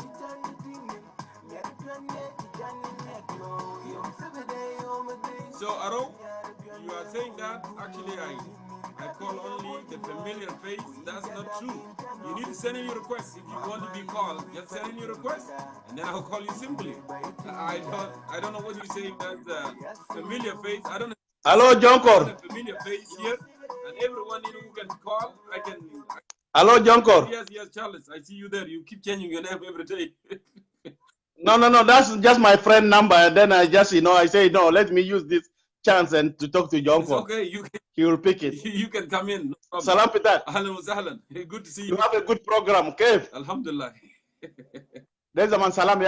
You don't fight. Let's fight. I'm not fighting. I told you last time, we don't fight. We just make logic point. That's what it is. The only thing I don't accept, my rules, is insults. We don't insult each other. So go ahead, Charles Ifao, and to make your point as well. Thank you very much, Jongkor. The program has been nice, and I will lift, the discussion has been. I will lift the sanction. Your sanction will be lifted. Go ahead. That's good. That's what Dr. Riek said, that the state of emergency must be lifted so that South Sudanese can move freely. Okay, go ahead. So you want me to move freely in my own land? That's good. So shukran, and shukran to the viewers and all those people who are following you, the discussants, Ambassador Emmanuel, and spokesperson with SSUF, Comrade Sandy Dijon, and then Juba regime vice president, spokesperson, Comrade Agel, and all our viewers and those who contributed. The discussion has been very interesting, and Jongkor, this is some sensitive things that we need to discuss as citizens of South Sudan. Correct. My views here is not, it's going to be maybe different, but we have to understand that we have to give the peace a chance. Correct. Okay? Let's give peace a chance. And this peace is very important for the people who are suffering. Okay? People who are suffering, not us who are happy in diaspora. Let's look at our people who are in the POCs. Let's look at our people who are internal displaced persons. Let's look at our people who are refugees. Even those who did not go to those areas, they're still suffering. They need services. Yeah, brother Jongkor, I'm a refugee. Ita mungkin jita fi Masir, wajit fi America. Masir dema laji. Ana gaita fi Uganda, ashara sana, they put us like a hanamana, ze haywanat. Kutuk fi jariba, tetla bewaraga. If this peace is gonna be existing, Junubin BMC bidun any paper, they will go back home. Even Lomba fi mahal, mungkin motor biduk bara. What we need is peace. Lazim salam, يكون في بلد لازم مقدمات بيجي برا. يا we know that the system in our government, we know it has already failed, but that's why we are revitalizing it. We're revitalizing the agreement so that the people of South Sudan can still rebuild their life. What we need is peace, reconciliation. Jongkor be program fitagde ma uzolta nemsi durbak be bilal gale yake Jongkor gamu kida le dida akuma wa dida haraka wa dida sunu. This is what we want. We hurt ourselves. Anna Mark Shackle. Can we forgive ourselves? Can we move forward? Can we argue? Eta bisilu concerned citizens kept, one bisilu kept. Namsi makama on argue ajatanna. Yakwana, this peace is very important le Junubin. Even in the diaspora. Lo asa salam fi belet matters gurus tani ketir. Ya brother. Because akil mo bibiu. Mungkin tersal gurus le dawa. You know? Dawa maagul. Let's go to refugee repatriation and to go back home like Ambassador Emmanuel say, yaki inna derin refugees, yukumi mugadamat. I studied refugee law in Makerere University. Okay? And I've been an advocate for refugees for the last 10 years. It's when I was in Uganda. And I prevented one of the genocide on South Sudanese people or Sudanese people. When you're a refugee, there are regulations that govern the refugees. First of all, as a country, South Sudan cannot force all refugees to return to South Sudan. They have to go the TESA. They have to convince the people, the refugees, that we need you to go back home to rebuild the country because the country is now in peace. A refugee cannot go to the country, cannot return to the country when the country is in war. Not back there. And then that will be self-voluntarily. Voluntary means what? Individual can repatriate themselves. Whether there's a risk in the country, they take that responsibility. Those who refuse to go back to the country, they remain, yeah, brother Jongkor. So this is very important. What we want at this time is we need peace. Emmanuel, Emmanuel Itnin, Emmanuel Sandedi John, and then Emmanuel Ajawin, they should go to and sign the peace and support the people of South Sudan so that we can talk whatever differences we have. Yeah, there's still initiative that was put out actually by IGAD. It's likely to reach them and then they will work something out, you know, to be yes. Secondly, when we talk about constitutional amendment committee, yakwana al constitutional dustur, not to fail us like what those of Emmanuel did in 2005. We want a dustur whereby our inputs are put together. Our interests as citizens are put together so that we don't have any more dictatorship, so that we don't more have power to be given to Salva Kiir. We don't want more powers to be given to Dr. Riak. We don't want more powers to appoint governors. We don't want more powers to impose the war on the people of South Sudan. That's what we want. We want kula gabail itnino sebeni lazim kuni nak. Itahile bitachara zati ukhush ma gabail kulu da. Musu tani joli istimar gala wazol wahid. No. Nobody has a right to oppress anybody. So, brother, what is very important is the peace. As salam lo fi Joel Bellet, as in the guiding for America, we guiding for Canada. Masalam fi, without that rule of law, mafa BMC. As a non-government, as a man in Akbar Ketirta non-government, I think something is going well. IO leaders are in Juba. So that means there's some hope. Yesterday, our chairman addressed people in Khartoum. There's a hope of peace. You know, so brother, I don't have anything to say much. but this is what ana jabe telephone tazol tani malis but atande kulu lakbata bitana de lazim ben lakbata. It's okay, it's okay. Okay, the sanction is lifted. Okay, It'll be okay, Charles. Yeah, so this is just my contribution. Yeah. Let's maintain the peace, let's reconcile, let's forgive ourselves. Yeah, thank you so much. Yeah, we kill ourselves. Katalna nofosna. We harabna nofosna. But we need stages how we can rebuild our life and move our country. This time lazim ma fi gebila tani ya Jongkor. Al-Gabar with Junubin itnino sebein. The members of parliament are 550 or 550. Yeah, what is wrong to bring every tribe to parliament? Fish no battle. No, Taban. People should be honest. Yeah. So, it's not because that it is very difficult for us to be part in the government, but Venus Mujrimin, they want to oppress other people within. Thank you. Ajere, isala lozol wahid bihabdu vigaba, wa bikore kore lahari kaman, wa bikon jua. Shukran fitake ya kwe, Rabbana barakak, wa barako junubin, wa shukran. Thank you, Charles. If I... No, ite sual, asalwana. Yeah, no, Mafia Sual, it was good having you. So let's go. So Emmanuel, Ajawin, Malonga one, and then PDM, Modi, or then Nas, Tomashirilo, or Kulu Nas Alma Madaude, Yazama, Nadina Fursa Le Salam, or Dum Le Salam. Al Junubin Der Salam, Nahajuku. Al Zola Der Kasuru Salam De Durde, Kulu Junubin now give for Diduo. And that in that way we can bring peace. It is us to campaign to international community that this peace is real and we're implementing it, and the people of South Sudan are the one who signed this peace and they can implement it. Thank you, Charles. Thank you. Okay? Shukran. Okay, let me go ahead here and call other South Sudanese who are waiting to become part of this. Let me see here. All right.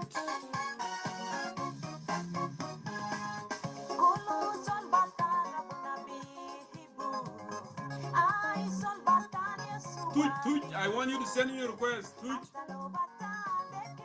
send in your request.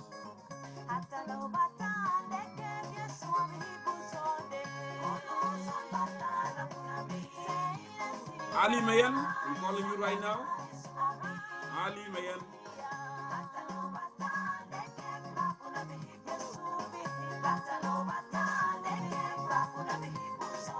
Ali Mayan, I'm calling you. Go ahead and answer.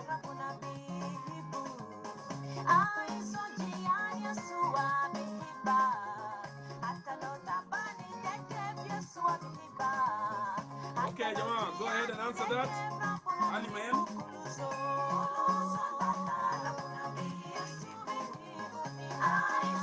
Ali Mayan, I'm calling you. You look like that the issue with network is not going through. So let me go ahead and call other person here.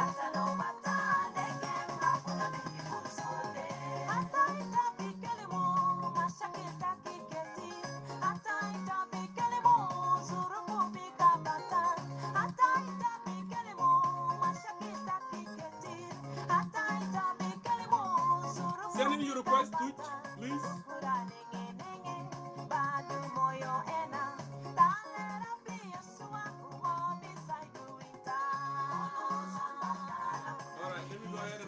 Alfred Logali. I'm calling you right now. Go ahead and answer that. Yes, inshallah. Alfred, good to see you. How are you, sir? How are you? Long time, Jongkor. كيف؟ كويس الحمد لله. أخبارك؟ والله ما بطل زمن طويل. I know. Go ahead with your perspective, brother. أنا ما عندي حاجة كتير عشان أنا بونس لكن بس أنا داير أسلم ناس في اللايف today. ونقطة مهمة أنا بونس فيها عليه أنا داير فعلا نقطة مهمة. I will support that.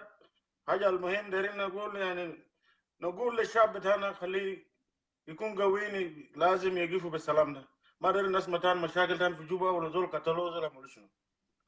حاجة الفي بس we need to support this peace. وناس الما ساين ده برضه كده مون ساين عشان بس شيك بتاع ناس تانا تاع ساوث السودان ما دايرين مشاكل تاع الناس يجروا موتوا وكده.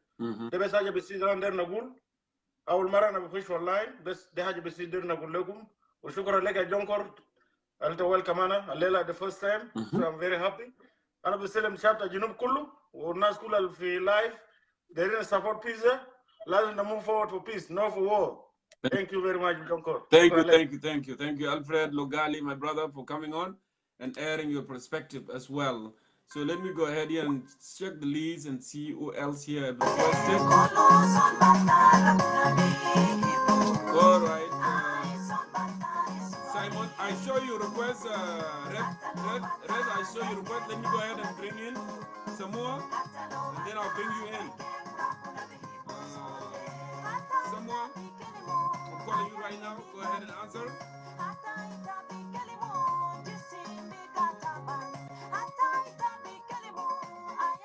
Hello. السلام عليكم. عليكم السلام. Forgive me if I تحياتنا. say your name wrong. أنا ما أعرف أنت بتقول سموة ولا سموة؟ نعم سوما. نعم. سومو. أوكي. تفضل يا سومو. يا أهلا وسهلا بك جونكور. تحية لك من القلب للقلب ولكل شعب جنوب السودان حبايبنا. أنا يعني من فترة طويل متابعك يا جونكور. don't give up. go ahead. عمل جميل ومقدر شديد يا جونكور. نحن نحتاج للكلام ده، وشعب بتاع جنوب السودان محتاج للبيس من اي وقت مدى. الان يعني الان كل الظروف متاحه انه شعب بتاع جنوب السودان يرتاح، شعب بتاع جنوب السودان يكون متماسك مع بعض ويصبر ويحافظ على السلام اللي قاعد ده، لانه بدون سلام في جنوب السودان ما في اي سلام في اول سودان. يعني جنرال السودان كله ما بيكون ما في سلام. استقرار بتاع جنوب السودان بيكون استقرار بتاع السودان كله، استقرار بتاع القرن الافريقي كله، حتى للدول بتاعت الجوار. يعني منذ زمن طويل يعني صحيح الشعب الجنوبي بتاع السودان انا but I apologize for that يعني happen but لكن حان الاوان انه شعب جنوب السودان هو قادر ان يعمل هذا وقدر المسؤوليه يكون مسؤولين. كل الناس دي اللي انا بس بدي يعني رسالتي للناس اللي القاده اللي قاعدين يا جماعه كفايه. الشعب بتاع جنوب السودان enough enough. يعني انتوا زي ما حسن المداخله اللي قبله كان الشعب اللي بيتكلم هو قاعد في يوغندا 10 جنون. انا بد I am also refugee. يعني انا ذاته لاجئ. يعني اللجوء والناس اللي قاعدين برا والناس اللي مشردين من قبل الاستقلال برضه لسه الناس ما رجعت. يعني ده يعني احنا بنفقد يعني ثروه مهمه شديد، هو البني ادم، هو الانسان. يعني البلد فيه، لكن لو الانسان ده يومي بيموت ويومي حروب ماذا نستفيد من الارض يعني من دون انسان؟ يعني هذا هو الثروه الحقيقيه. والناس حاربوا عشان السلام وعشان الانسان، عشان الكرامه بتاعت الانسان وعشان الانسان بتاع جنوب السودان عشان يعيش حر ومرتاح وعشان يقدر يواكب العالم اللي يتقدم ده very important. كل الجنوبيين انا بتمنى انه يكونوا في قلب واحد ويحافظوا على السلام، حتى اللي بسيط لو في سلام it's very important. لانه الحروب واللي الناس السياسيين بصراحه ما قاعدين يتعبوا ولا قاعدين يلقوا تعب ولا كده. الناس السياسيين والناس اللي كبار، زي ما الرساله بتاعت الصديق اللي فات انا بايده شديد، تحياتي له اجين. ده حاجه امبورتنت انه الناس، انا في جنوب السودان احنا بتمنى جنوب السودان يكون فيه سلام. يعني اليوم قبل بكره يعني we need this. يعني لما يكون جنوب السودان في سلام يعني ده very important حتى لنا نحن important. وانا تحياتي لك، انا ما داير اطول للناس، لكن انا نقول للقاده بتاع جنوب السودان ابو قدر المسؤوليه. يعني الشعب بتاع جنوب السودان نيد بيس، لانه منذ المستعمر حتى اليوم هذا، من قبل الدخول الاستعمار لحتى اليوم هذا الشعب بتاع جنوب السودان عانى، وما من حق الشعب بتاع جنوب السودان يعاني. الشعب بتاع جنوب السودان يحق ان يعيش في سلام ووئام. يعني ده اللي شعب جنوب السودان حاجه اللي بيفقدوا هنا بيس. لو في بيس الشعب بتاع جنوب السودان اليوم بيبقى من طليعه بتاعت الدول الافريقيه وبلد غنيه ما داير له تعريف. انا بتمنى انه رسالتنا دي تصل وصوتنا دي تصل للناس اللي مسؤولين والناس اللي اسمه ده السياسيين اللي بيحاربوا. يا جماعه كفايه والله، اقسم بالله كفايه الحرب. الشعب بتاع جنوب السودان عانى، حتى نحن عانينا خلاص. كفايه وور سودانيين خلاص. ده عملوا ستوب للحرب ده، بعد ذاك نحن نشوف الفيوتشر. يعني ما ممكن نحن اتولدنا في حرب، اجيال داع في الحرب، وابنائنا يجوا يدعوا في الحرب. يعني كلام ما منطقي. عشان شنو ذاته اصلا كلام ما منطقي. قاعدين بنعرف شنو يعني ما منطقي. نحارب بعتنا ما منطقي اصلا، ما منطقي اصلا. شكرا وتحياتي لك يا جونكور وشكرا لك كثير على اعطاك لنا الفرصه. وانا بحيي كل شعب بتاع جنوب السودان. I apologize again and again برضو نقول لكم ان شاء الله البيس جاي والناس كلها تكون في يد واحد. ده رسالتي لكم وتحياتي لك يا جونكور وتحياتي شكرا لكل الناس شكرا اللي جزيلا شاركوا. اخي تسلم. سموه لمداخلتك ولكلامك الطيب من اجل السلام ان شاء الله. شكرا شكرا بليز. تسلم. All right, let me go ahead and see who's next here. Red, I'm calling you right now. Go ahead and answer it. Welcome back. Hey, thank you, Jongkor. A lot of noise behind there. I don't know why, but anyway, it's okay. Go ahead. I don't understand why my room always make noise. Maybe it's because I'm using the speaker, right? Maybe, yeah. Okay. Okay. Go ahead. Thank you. I'm feeling a little bit cold with flu.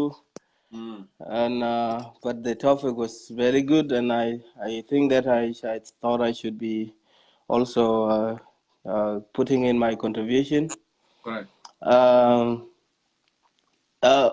I want to clarify some point here because it seems some of our people try to, or maybe not intentional actually, confusing the people who are, saying that the peace need to be implemented in this period as it was signed, and those who are saying, we don't want peace.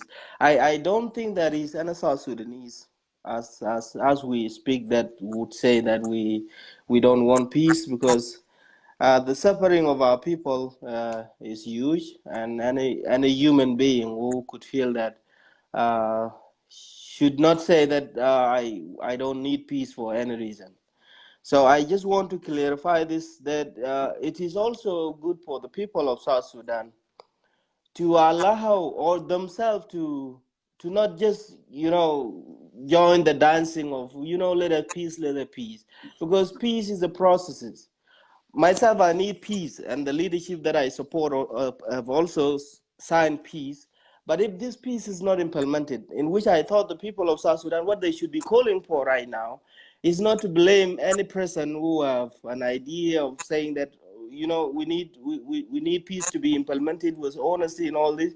They should point out to the parties to the agreement that you need to implement this peace agreement. Until now, we are talking. We are 3 months behind the schedule of the peace agreement, which are the concern that some people are raising concerning the issue of the refugee and the issue of the state of emergency. I believe it is a violation in the side of the government that the state of emergency should not be still holding until today, and we had a peace agreement signed. It should be lifted right away, whether it is in one state or two states. I think there is no any reasonable thing to say that this state of emergency should continue. It should be lifted right away.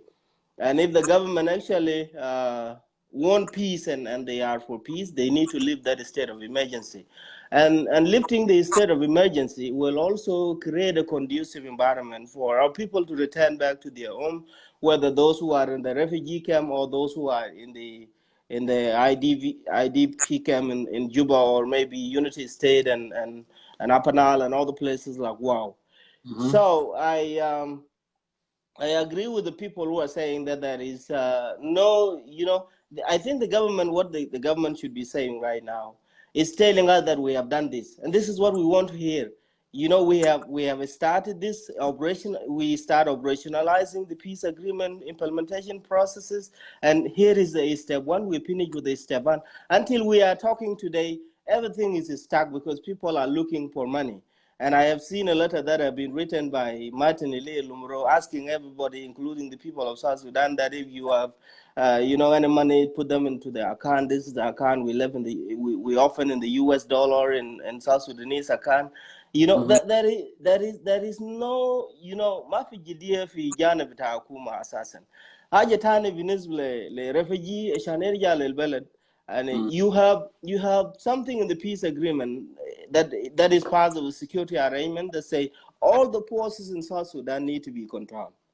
All the forces, and all you know, it means all the forces, including the government forces and the SPLA-IO forces, or maybe other opposition forces, need to be put into cantonment areas.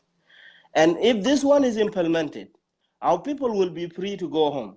You know, I believe, I would not say that there is any person with the South Sudanese, whether living in the UNMISS camp, whether living in the refugee camp, who does not want to go back home. This is not true. Everybody wants to go back home. But you cannot go back home when you see people are still holding gun and the state of emergency is still holding, whereby the security still can do everything. So you need to do this thing. You need to make sure that you leave the state of emergency, and you need to make sure that you implement the security arrangement that say all the forces need to be controlled. So the people, because I know there is no money the government is going to give to our people. Government of South Sudan does not have money for the people who are returning back. Maybe they will be able to take them back using the, you know, the humanitarian mean, but they will not give them anything to settle. The only thing that our people will have is to go to their homeland and maybe try to cultivate and try to work their land so that they can get something to their families and to support their families. So I think it is good that we need to pressure, and any person who feels that this peace agreement is very important, like we all feel, you don't turn to people who think that there is something which is not yet being done. You turn to the government, pressure the government. I think the people of South Sudan are leaving their role. You know, the role of the people of South Sudan is to help people accountable, especially those who have signed peace, not to turn to the people who are saying this peace will not be implemented. We have example of that. It happened. We signed peace. We celebrated it. We all embrace it. It is violated by the people who were the signature to the peace. Yeah, and that's one of the reasons. Sometimes when we talk, when we say, oh, point A and point B, why this thing is not done, it's not because you are against peace. It's not because right. you are against peace. It's because we want it to be done. Exactly. Listen, how many times I phrase, you know, when Majama got said in Dinka, when he spoke, when he said, when you fish the fish and bring it home and you cook it and you want it to eat, of course, fish has a lot of bones on it. What you need to do, you have to filter it and make sure, you know, you're not going to get choked when you are eating. So he made a contract with CPA, has some bones with al-Bashir, with all this, you know, dilemma that we were having, you know, prior to referendum. Now we have this peace agreement as well. It has a lot of bones. But what we can do, we can pressure, we can make sure, even though it was a lie, let us make that lie not to be a lie, right? And when I ask the question, ya Jamal, this thing is not right, it's because actually we want it to be implemented. That's what we need to do. We need it to be implemented. Go ahead. Yeah, I think this is absolutely true, Jongkor. And I think that's why the people who are actually coming crying, saying, if people of South Sudan who does not need peace and we need to stand against them, they themselves, they don't know the meaning of peace. And I would say the reason why they need peace is not because of our people. They may have a different agenda, because some of the people, they need peace just only to get position.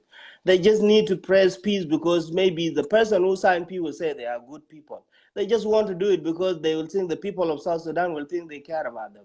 People of South Sudan, they know this better than us. There are a lot of people who have reservation right now. It is our work to come and tell them. You don't need to tell them because you say, you know, we need peace, we need peace. They know what is wrong with peace, but they say, let us give it a try the second time, of course, which is because war always ends in peace. This is something common in the world. So I would say to the people of South Sudan who are listening today that we need to unite to point out the weaknesses in the peace agreement, not to blame ourselves, not to blame the people who have reservation. When the peace is realized, they will follow everybody who go to Juba, for example, or who said you need peace. Now we are giving them opportunity because we are not trying to help the government and the opposition responsible and try to push them to implement. We just try to talk to them and tell them, no, don't do this. You are not South Sudanese. You know, the SPLM-IO have signed peace. I support the SPLM. I'm a member of the SPLM-IO. By myself, personally, I'm blessed.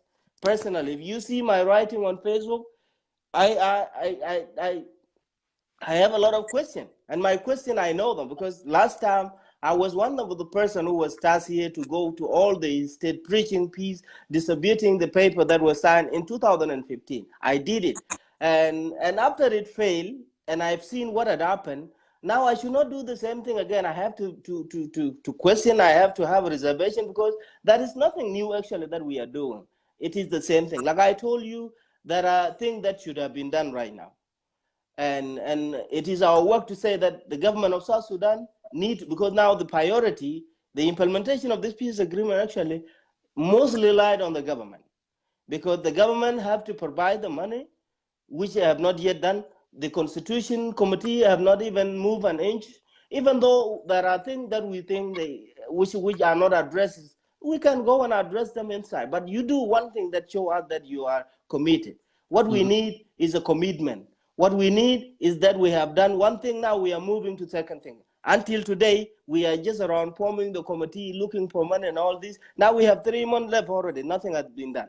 So my message to the people of South Sudan is that you have actually a role.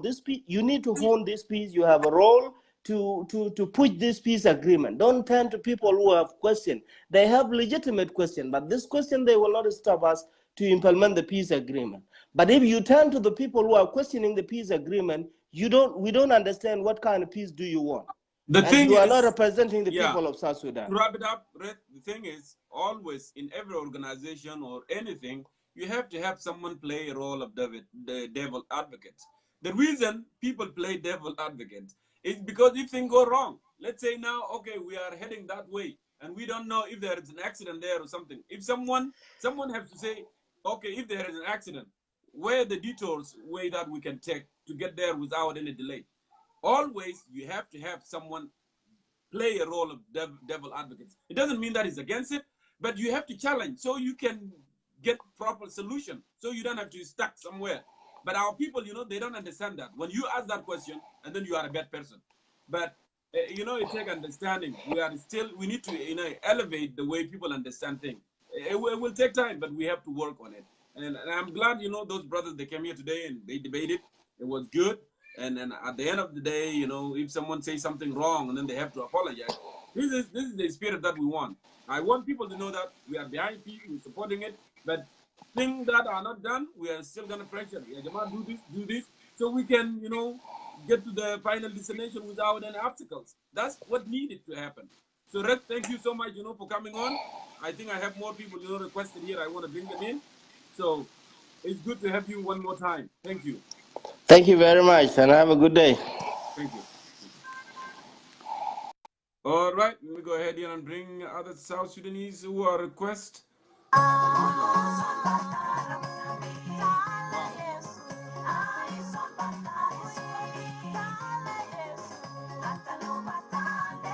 Dominic, I'm calling you right now. Dominic.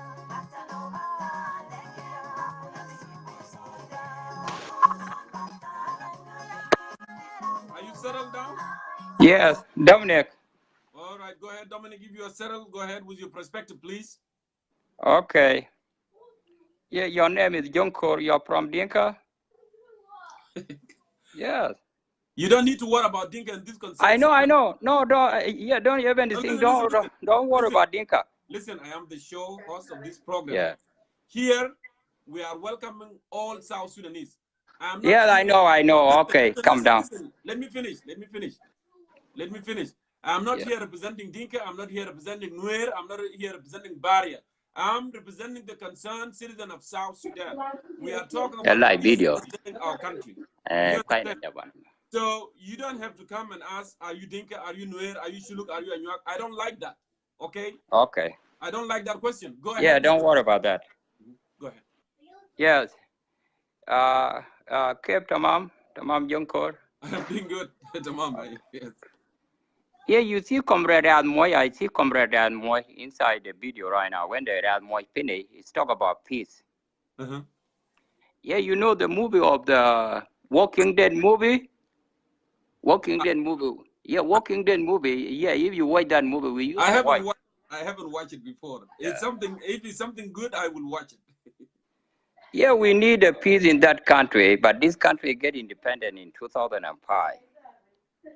2011 we gained independence, not 2000. Yeah, I know. Yeah, the peace agreement signed in 2005 between John Garang and Comrade Womer Bashir. You see, when I say about Nuer community and Dinka community, they got a lot of issues. They got a long way to go for 200 years. 200 years history from Nuer and Dinka. You see, the people who will destroy this peace tomorrow is the people from Nuer and Dinka. You see, Riek Machar from Nuer, Tulpakir from Dinka. They're all SPLA. SPLA IO, SPLA IG, but just a nickname. SPLA the same SPLA. It's still Just a SPLA. nickname. Okay, go ahead. Yes. At that time when the grandfather away, Riek Machar never went to court and complained about the death of John Garang. Yeah, Tulpakir never went to court and complained about the death of John Garang. Angelina Nyandeng too is never complained about the death of John Garang. You see 2013 happened. No people being killed. Riek Machar and this guy called Tabandan, they are one family. They are from Bentiu. All of them from Bentiu. When the Riek to go to J1, Taban went to J1. Malonga went to J1. Kwalmanyang went to J1. Those are the leader of SPLA. All of them, they went to J1. J1 in 2016, what is the difference between 2016 and 2019 J1? Will be the same J1 in 1983, 1984, 1985, 1986. We need peace in this country. But the peace between two people, Umbar and Dug Razbitak. Urazda, Razbitak and Dug. Dol Dugu Razbitok Umbari, Mageluma Kalabitok. Riek Machar went to South Africa for 2 years. He never went to court. Why they don't want to go to court? Because Machaka Litama intact. Riek Machar and Key will never work together for 100%. Dinka will say no. Why you bring Nuer here? Nuer killed us in 1991. 1991, probably nobody talk about that. 1991, that is the history. 2013, nobody talk about 2013. 2016, nobody talk about 2016. Taban went over there, and represent his case. He's a good friend from Salva Kiir. When Geneva, Sudan get independent, Bantu have got 2%. I'm from Bantu. He gave all 2% to Salva Kiir, Taban Dengai. Now the high sister of Taban Dengai been married by Dinka. Now become a vice president today. Look, these people who talk about peace, they don't know what is a peace. Riek Machar formed the government every 4 years, people will disappear. Where is Gadet Yaka? Where is Changson Lao Chang? Where is the rest of the people? Where is Ran Moy too? Ran Moy, they have no job in SPLIO representative. Rather themselves, if they rather would talk to you, you've been fired. 2 years ago, you have no job. Why you represent a government who will go and destroy tomorrow? You know, be in their peace. But Nuer community and Dinka, they don't like peace. The people who destroy this peace tomorrow is Nuer community. Do you think I don't need peace too? No, you need peace. I need peace. Okay, I am a Nuer and I am a Dinka. So we need peace, but the people who destroy this peace. People who destroy peace is Comrade Moy and Dominic and Jongkor. We are the people who destroy this peace. You know, be in their peace. But the case between 2013 Magelo. Riek Machar went to South Africa, case between Lisa Magelo. Tulpakir chased Riek away for 40 days. 40 days later, Magulu Jongkor. I give a big gulu. 40 days that we need. 40 days. I think you have a point, brother. But you know, the thing is, you're right. Those guys, they have caused chaos in the country. But yes. What do we need? What do we want to happen? We need to be optimistic. At least, like I give you example of Majangagot when he said that the fish, when you fish it, you have to cook it and filter it because you don't want to choke. We know that there are obstacles. Brother, we were born in war. I was born in war. Yes. In war. Okay. And now, again, we have war, and I have children. So should I die in war too? No, not good. Not good, right? And that's one of the reasons that I'm saying that let us go. We need this peace to be real. We know that. I have a reservation too. A lot of people have reservation. We know that these guys, they're just looking for their own interests. But what can we do? Do we want to turn our people down just to... No. No, we cannot turn down. We can never do that. Yeah, and I know we cannot predict. We know that. That's why I'm saying you know, when they say that we are not going to work together, we are not going to work together, we the citizens, we need to pressure them so they can realize that this country is not about them, it's about all of us, right? So I really appreciate you. You have a point actually to make. Yeah, let me give you one example. Okay, go ahead. Ukuma Nuerda Madinka. Yeah, there are two brothers. They are brother 100%. Young Machar never say that they need a country of Nuer, and Salva Kiir never say that I need a country of Dinka. These people will go. Young Machar is 60 years old. This one will go. Salva Kiir is 60 years old, will 70. go. 70. You see 2013 problem law, 2013 the Magolo 2013 the Katulu yar yen bita Katulu mara bita gat fi bet Katulu young Machar high Salva Kiir took a higher Katulu Nuer community. Young Machar never say anything. He came up with something called IO. IO the Quest. Yeah, SPLA, IG, SPLA, IO, SPLA, FD. Yeah, Majago tried to complain about the death of John Garang. Want to go back to Dinka Boer community. But these guys are from SPLA. You see, people who will destroy this peace tomorrow. You, Jinubin got TB, now got listen. The people who will destroy this peace is Nuer community and Dinka community. Those are the two communities. And those are the majority. What do you want to tell them in order? Yeah, we need to tell them, you guys, you have to stop. Complain. Here we need to go back about the history of 2013. Year 2013, the day hello. Lo I 2013 ma hello. Nini nazdam nigda. Apela the rest of Noor got somewhere. Nini ma mamul agree. Young Machar have to go to court. And told that I hear South Africa problem. Why Young Machar go to South Africa? He's never go to South Africa for free. Yeah, why I hear Tulpa Kid destroyed 2016 agreement. I kill the other way. People will destroy this peace. Could those are they went and destroy? Yeah, those people disagree. Yeah, like people Lamakol, people like Liao Chang, people like Gadet Yaka. He say these people don't are not with peace. What the radio Yaukatul now? Tulpakir Yaukatul now. These people kill people. We need to tell to talk about North community. The North community have to pray to God. You have to agree this peace. We need peace. Yeah, when Nina Waga Pigilo, Mapi Dinka, Mapi 1991, and Nina Waga Pigilo. Yeah, I got your point. I got your point, Dominic. You are talking actually about accountability. You need accountability. But here's the thing. Accountability will follow when the peace is on home. When the peace is home, and then after that we will go for accountability. We cannot help people accountable, and we are not in we are not in peace. How are we gonna take them to the court? You see? But I understand your point, my brother. I understand your point. You need accountability. And that's I will come to your show. I will come to your show every day. I will come to your show because people lie over there. People lie. Majagor is the military for SPLA tried to complain about John Garang death, but he's never went to court. Majagor, that is his uncle. Why they don't want to go to court? They want to come and destroy Jinobin, 64 tribe. Lohai 64 tribe, got pitable. Machakalama Vinta. You have been it at small, it at Sakari, you have to be in the table. Okay. The people who lead the country, the Nuer and Dinka, they are here, they know the rest of the people. Yeah, until become homeless of Nuer, that's why you can get some bread. What about the rest of the people? Ninderu, Jinubin, Egypt bed. Forget about election 3 years. We have to wait another some years. Yeah, election by Mulubaden. We need to bring Jinubin to other people to speak as well. I give them a chance. Yeah, yeah, I'm from Nuer. Yeah, thank you. Yeah. Good having you, Dominic. Let's go ahead. Yeah, Jamal, 1 minute. I want to bring charge this thing because I don't want it to go away again.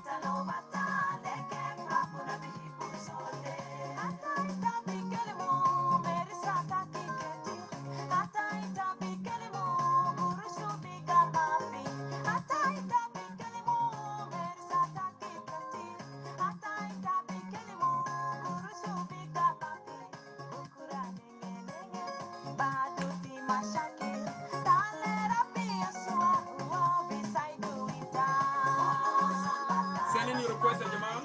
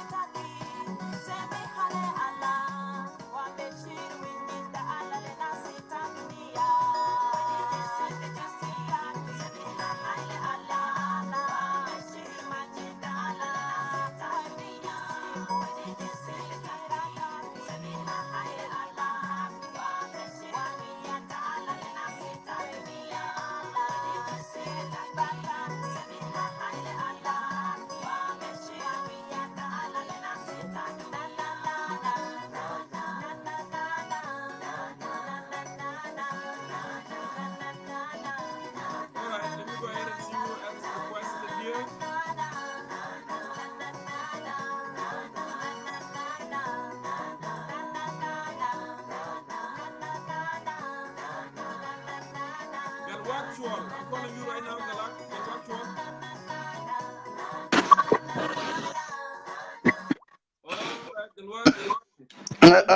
Hello.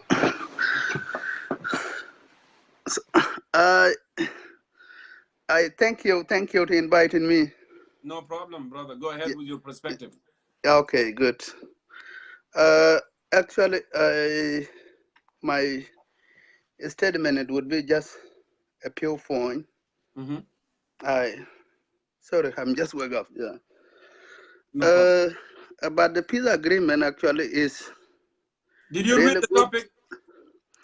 Yeah, I read the topic a little bit, but you can. On the topic, actually, we have two questions. Okay. Yeah, the first question talk about what the government can do, to help the dire situation of IDPs, people displaced, internally displaced persons, and the refugees. Okay, that's the one. And then the second question, they said emergency. Why state emergency was not lifted and we are in the era of the peace? These are two questions that we are discussing.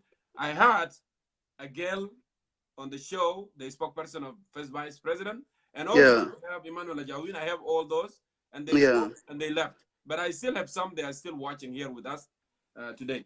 So these are the two questions that we have, and you can go ahead with your perspective as well. Okay, thank you. Yeah.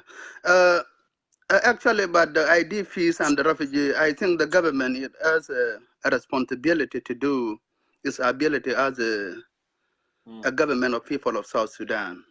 Yeah, because at this time, if the peace agreement is signed, I think there should not be a delay to delay the lifting of emergency, so they can lift the emergency, so that everybody should move freely without any problem.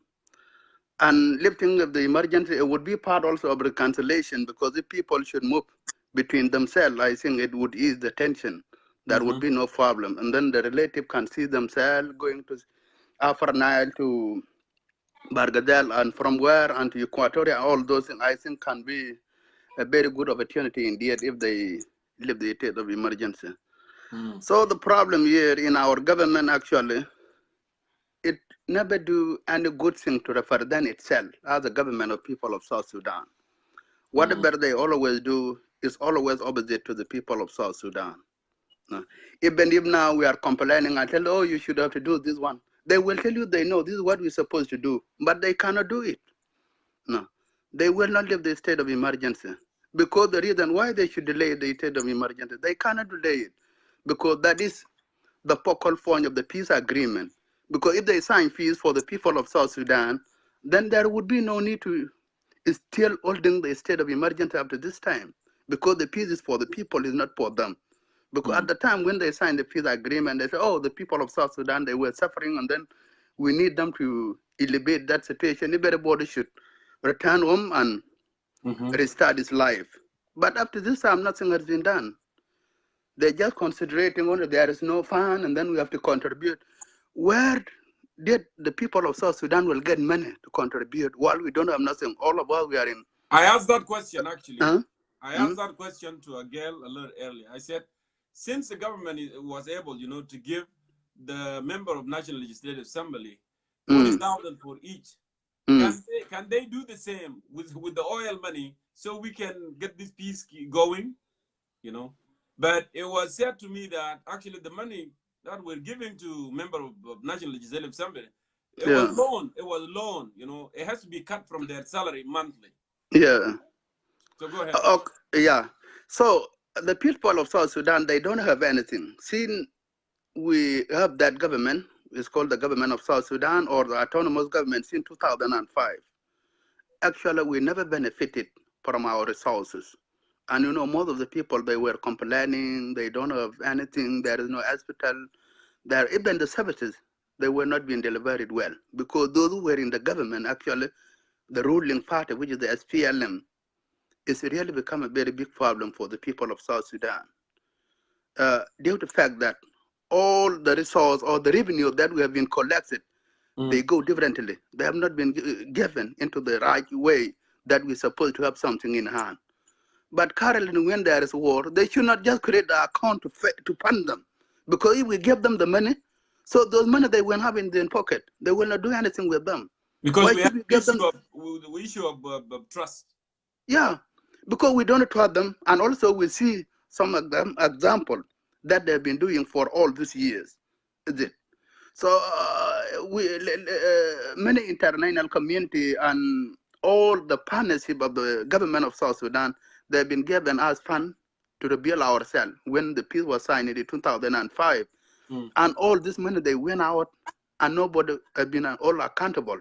Recently, if you see the statement of President Kiir, he say, actually, I've been working for the people who want to serve themselves. They don't want to serve people. For example, if you bring someone, let's say, as at the Interguard show, if you tell me, okay, Galwa, we can work together, and then you should allow people to come into the show. So if I block the show, I think you can see it. You say, well, why there are no people who come to attend the show? And then you will see the reason. So if President Kiir, if you appointed someone who happened tomorrow to be chief and he never arrested him, so what should we term him? It means that we can term him as someone who is working the same character with that one who is told the money. Yes, and we raised that question in numerous times. We said, yeah, when some people say that President Kiir actually is a generous guy, is a good guy, we said, okay, if you are a generous guy, why would you hire someone who is a thief actually, who is going to damage your legacy? You shouldn't hire them. Or if you hire them, if you don't know, for instance, if you don't know that guy is a thief and you hire him, and then why not allowing the judicial to persecute that guy? Yeah, yeah. And then you will be out of it. You will be out of the problem. You will say, okay, my brother, we were at the bush together. We were fighting. Yes, for yes. Justice, liberty, prosperity. Now we got it. Now you have been employed. If you make any mistake there, don't look at me. You now responsible. And then the judicial will take care of you. I understand your point. And that's one of the reasons, thing went wrong.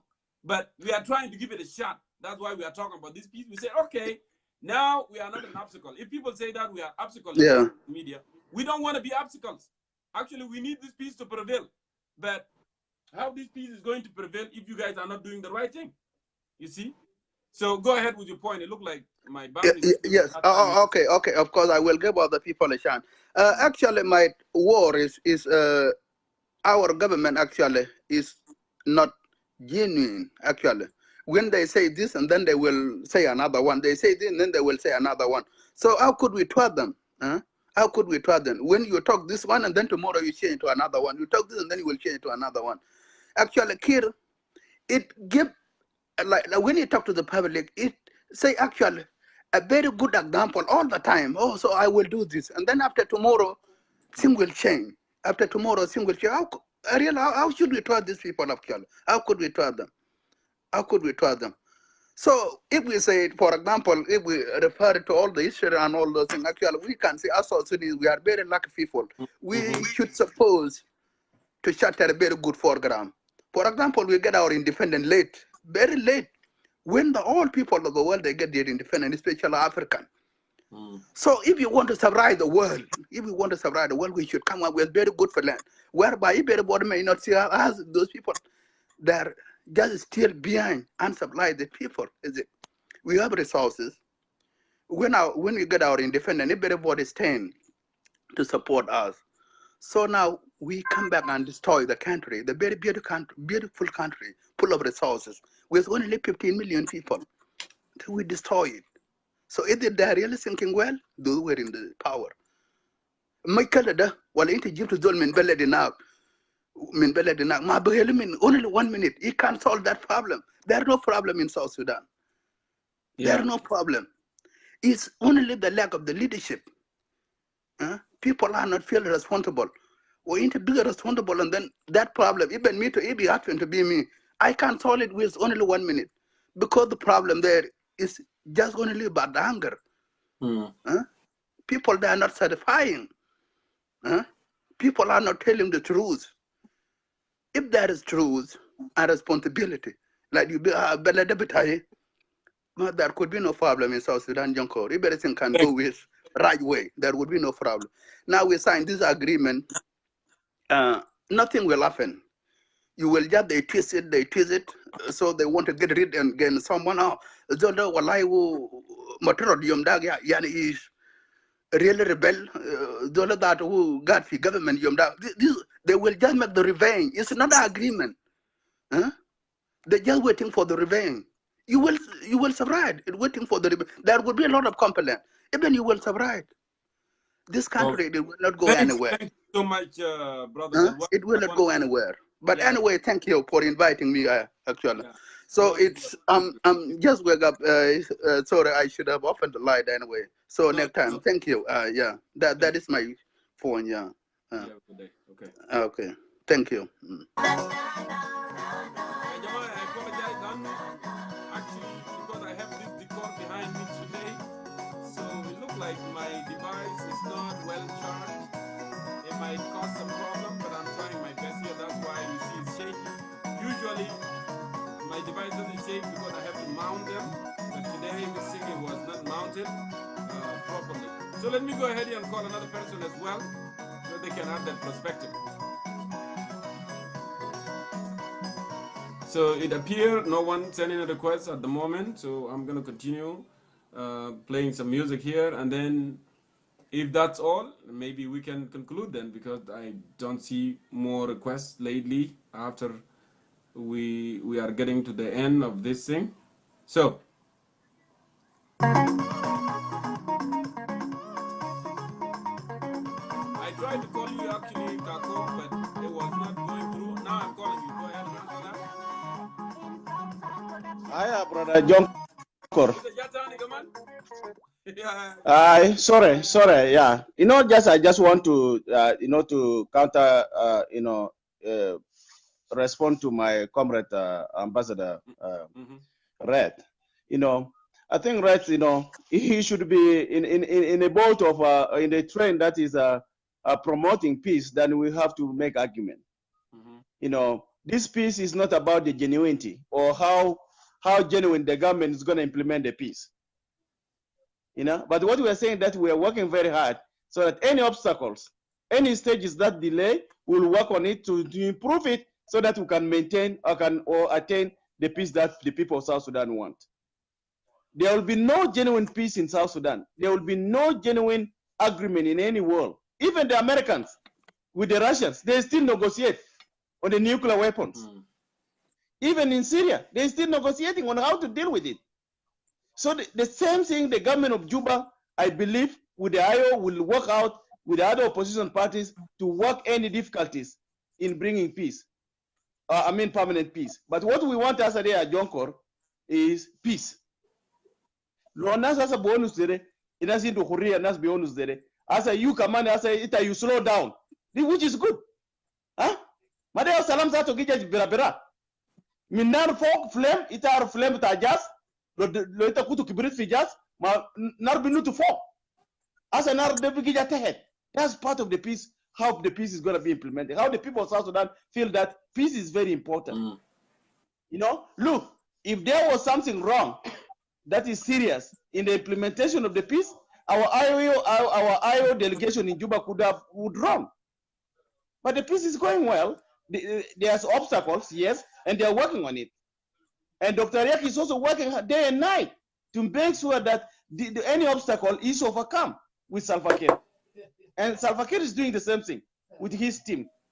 So it is very important for us, to adore. Thank you. Thank you, Charles. So it is very important. Thank you for coming back. As I said, the tone has changed. I'm gonna go ahead and release, and lift the sanction for you today. So thank you so much, for coming back. This part of the lifting of emergency, come on, state of emergency.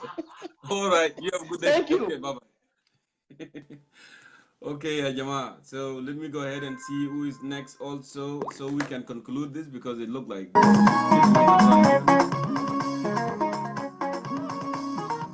Okay, Majik here. I'm gonna go ahead and call you Majik.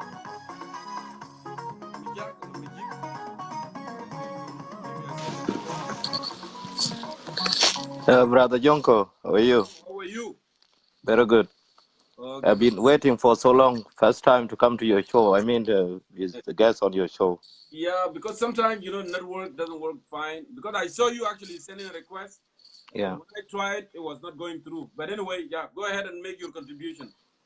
I'm not going to spend time too much, but I just try to put my alternative on what they have said. Thank you for your show. I was thinking, what is going on with Jongkor? Is it because of my last name? Okay. Well, what I do you want mean? to say. What do you mean your last name? We don't discriminate. People, you know. I thought my name is last name is Kir. So I thought that you were trying against Salva Kiir. No, it doesn't matter. Even if Salva Kiir come here and you want to be on our show, of course, you know, we're gonna Very give good. you opportunity. You know, go ahead. Thank you very much. I'm very glad that our young politicians are emerging now, and we will be very glad at the nearest future because the way Brother Ajawin and Sunday Dijon and also Agel Machar, they present themselves professionally, even though Agel and Sunday Dijon went into personality because they know themselves in Jejam somewhere. I don't know where. But this is the issue of South Sudan. You know, we're talking about giving alternative. What will be the best solution for our people? I know Agal he was talking in the context of the revitalized peace agreement, which was good. And those people were talking about the issue that is driving our people out of the country. And they are also good too. But the question is that those who are not part of the agreement will be the part of the problem that people are not going home. You know? Also, you can start it with us too. Because those of diaspora, they are calling these people in the refugee camp, don't go back because these people are going to fight. We are part of the problem too. That's correct. So we need to accept the fees. We need to accept fees, actually, like the way our brother put it before. Charles, I agree with him for the first time. Even though he was a vocal guy against the government, but he's okay now. He's preaching peace, which is good. And let's everybody, everyone, including those in diaspora, has to accept this peace. That's where we can bring people back home. If I ask that, either is the reason why we are not going home, because we are part of the refugee before. What is the reason why are we here in diaspora? We need to go home because we have something to reveal the country. Each and everybody is working here in Western world. But the refugees, they don't have anything. So we are the first people to go home. So what is the reason why we're not going home? The question has to reflect back to us. Well, the thing, Majak, everybody have their own reservation. Mayik, yeah. Mayik guy, and I am too. I have reservation. But the thing is, we have been saying that okay, now peace is a public demand of the people of South Sudan. All right. Majak said what? Said if there is a bones on that fish that you cook, you got to make sure to filter it. And that's the notion that we are saying, okay, but we want them to implement it. We don't want it just to be like that. And we want it to be inclusive because there are still people who are outside. And those who are outside, they feel like their views were not represented on that peace agreement. And that's the area that we are keep talking, talking to the government, talking to the IO. There is a need for that peace to be inclusive because we don't want some to go in and later we still have the gun, being fired outside of the country. And I am glad that IGAD now they are trying to work something out to involve those of SSUF and involve the NAS and involve the PDM, so it can be inclusive. And that's the angle that we come across as well and that's why you see some people they are outside and we are not blaming them why you are not becoming part of this peace. They deserve their point of view to be heard as well. And if the IGAD start doing that, that should be okay. Go ahead and finish it up. Yeah. Let me talk about the reason why the refugees are not coming back. People talking about the trust fund that is located in order for people to be repatriated. The peace agreement talking about restitution, which is reparation. You know, it is there within the peace agreement. Let me just wrap them up. Let me talk about the state of emergency. I think we are here in the United States. There is what is so-called PEMA, which is Federal Emergency Management Agency. But if there is a issue, if there is a disaster within the state, the local state and the state, local government and the state, they can coordinate that one and report it to the federal government, right? So that they have to respond simultaneously. That is what is happening now in South Sudan. Because the whole region of Afanal was declared under the state of emergency. Because former unity state were taken over by the division commander, and also Jonglei state were taking over, and the same thing applied to Afanal. So the region was under the state of emergency, which was correct. But what now, about? that, but what about now the peace deal was in sign? Yeah. And then we are in the era of peace. Why not living that instead of emergency or curfew? Why is still on what it is? So you can build that trust for people to leave and go to their prospective destination. Do you know what I mean? But here is the problem, Jongkor. You know, the creation of 28 states, which was eventually goes to 32 states. Now, I don't think that is state of emergency. Now we have 32 states now. Which state? Is that mentioned by Agel? We have rural state now. We have so many states. We don't have state of emergency there. So creating of 32 states maybe were done officially, but the lifting of emergency were not done officially. I agree 100%. But we have 32 states now. Which state are we talking about? If we said emergency in one part of the country, it's still a state of emergency because expect that we are all South Sudan, and the constitution already declare that every South Sudanese can reside to whatever they want as long as you are a South Sudanese. So, for instance, now if we have state of emergency in Awil East, and if you want to go in Awil East and you are from Jongkor, are you gonna be happy? You're not gonna be happy because it's part of the country. It's the same thing, like Agel said, in Western Equatoria and in Lake and in Gogrial, all these areas he mentioned. Yeah, so I all agree. in all, we need, we need to put effort to support this peace, but we want them to do it, letter and spirit. So the others who are not part of it can see a light and say, oh, this thing now is real. Let us, embrace that. And let us move for peace.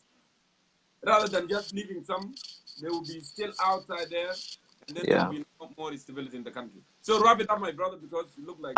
Thank you very much. Thank you, Brother Jongkor. But I want to give you thanks because of your concerned citizen, which is very important. But you have to keep positive. I know people are writing a lot of stuff down there, but don't give up. That is the way we can bring our country back up. You have used your resources.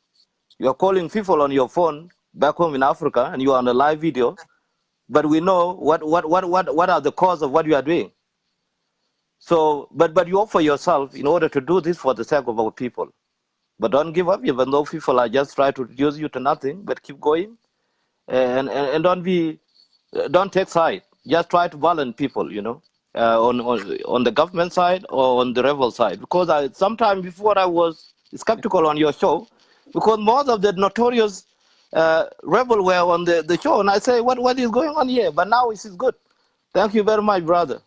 Yeah, thank you. And actually, it wasn't just like I am bringing the rebel. What happened, actually, I invite the government official, but they don't want to show up. They see this is nothing. Special conditions instead, nowadays, you see here, even though when Chuck Schumer of New York, when they were doing, campaign, it was done through social media. Actually, 90% of people now, they look for the news on the Facebook. But our people, they are still in the dark days. When you call them, they say, the Kalam Farak, this is just social media. They don't think it's effective, but it is effective, actually. Yeah. It is effective. This is where you get everybody. Of course. But I'm glad that now they are young, like Agel Machar, now they start saying that, we need to have that conversation.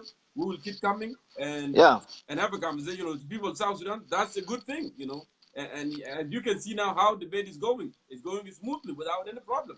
So thank you so much. Thank you, brother. Thank you. Yeah, thank you. Let me go ahead and do this and check this here. All right.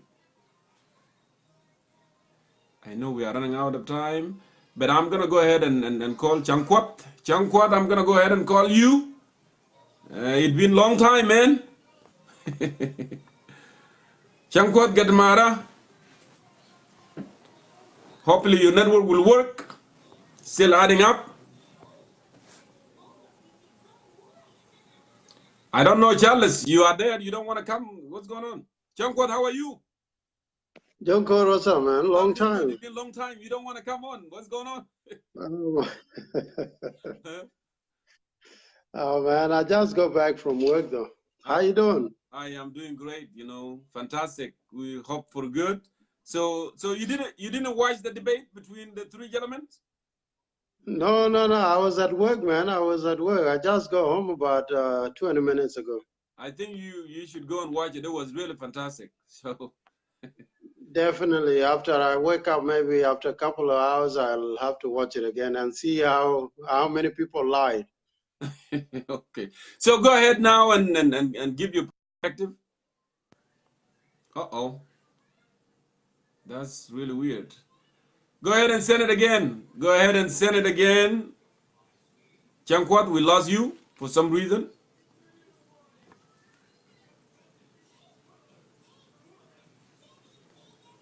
Chankwat, go ahead and send it again.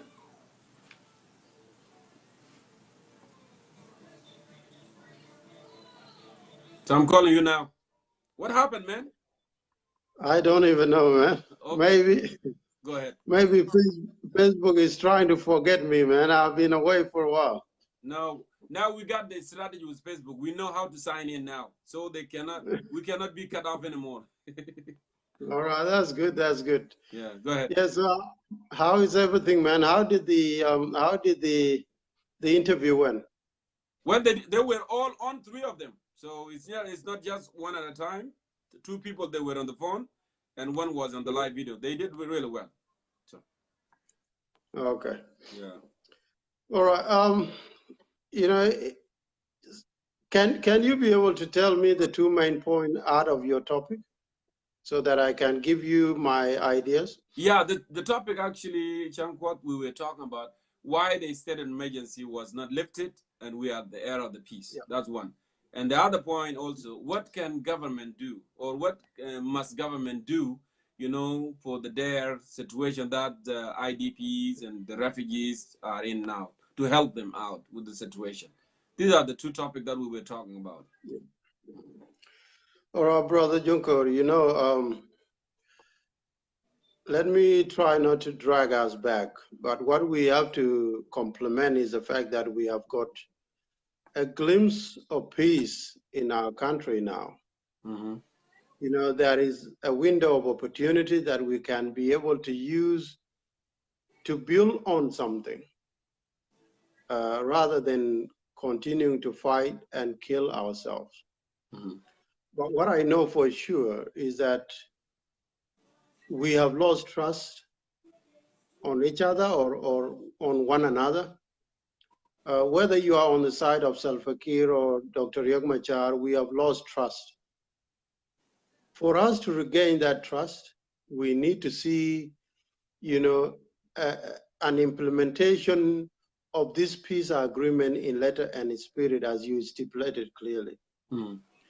And I think, as per the agreement, there are agendas that should be put in place so that we, the people of South Sudan, can see that at least there is a change from the 2015 peace agreement.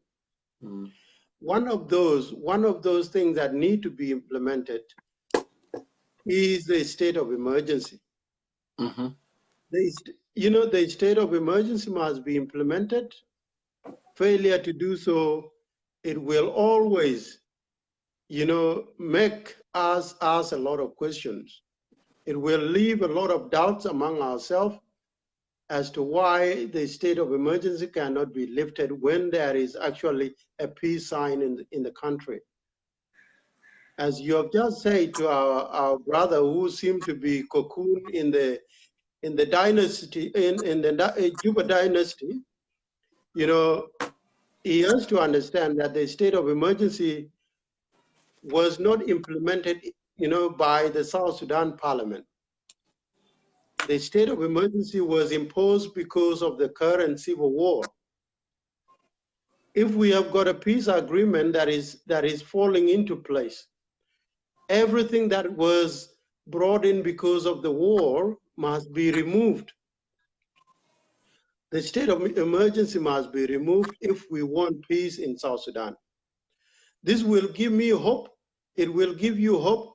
It will give every South Sudanese hope that I can leave from Akobo and I can go on foot or by road or by airplane into Twitch Mayadit or into Jonglei or into wherever I want to go, because that great country belongs to you and I. There should be no areas restricted and other areas are allowed to move freely.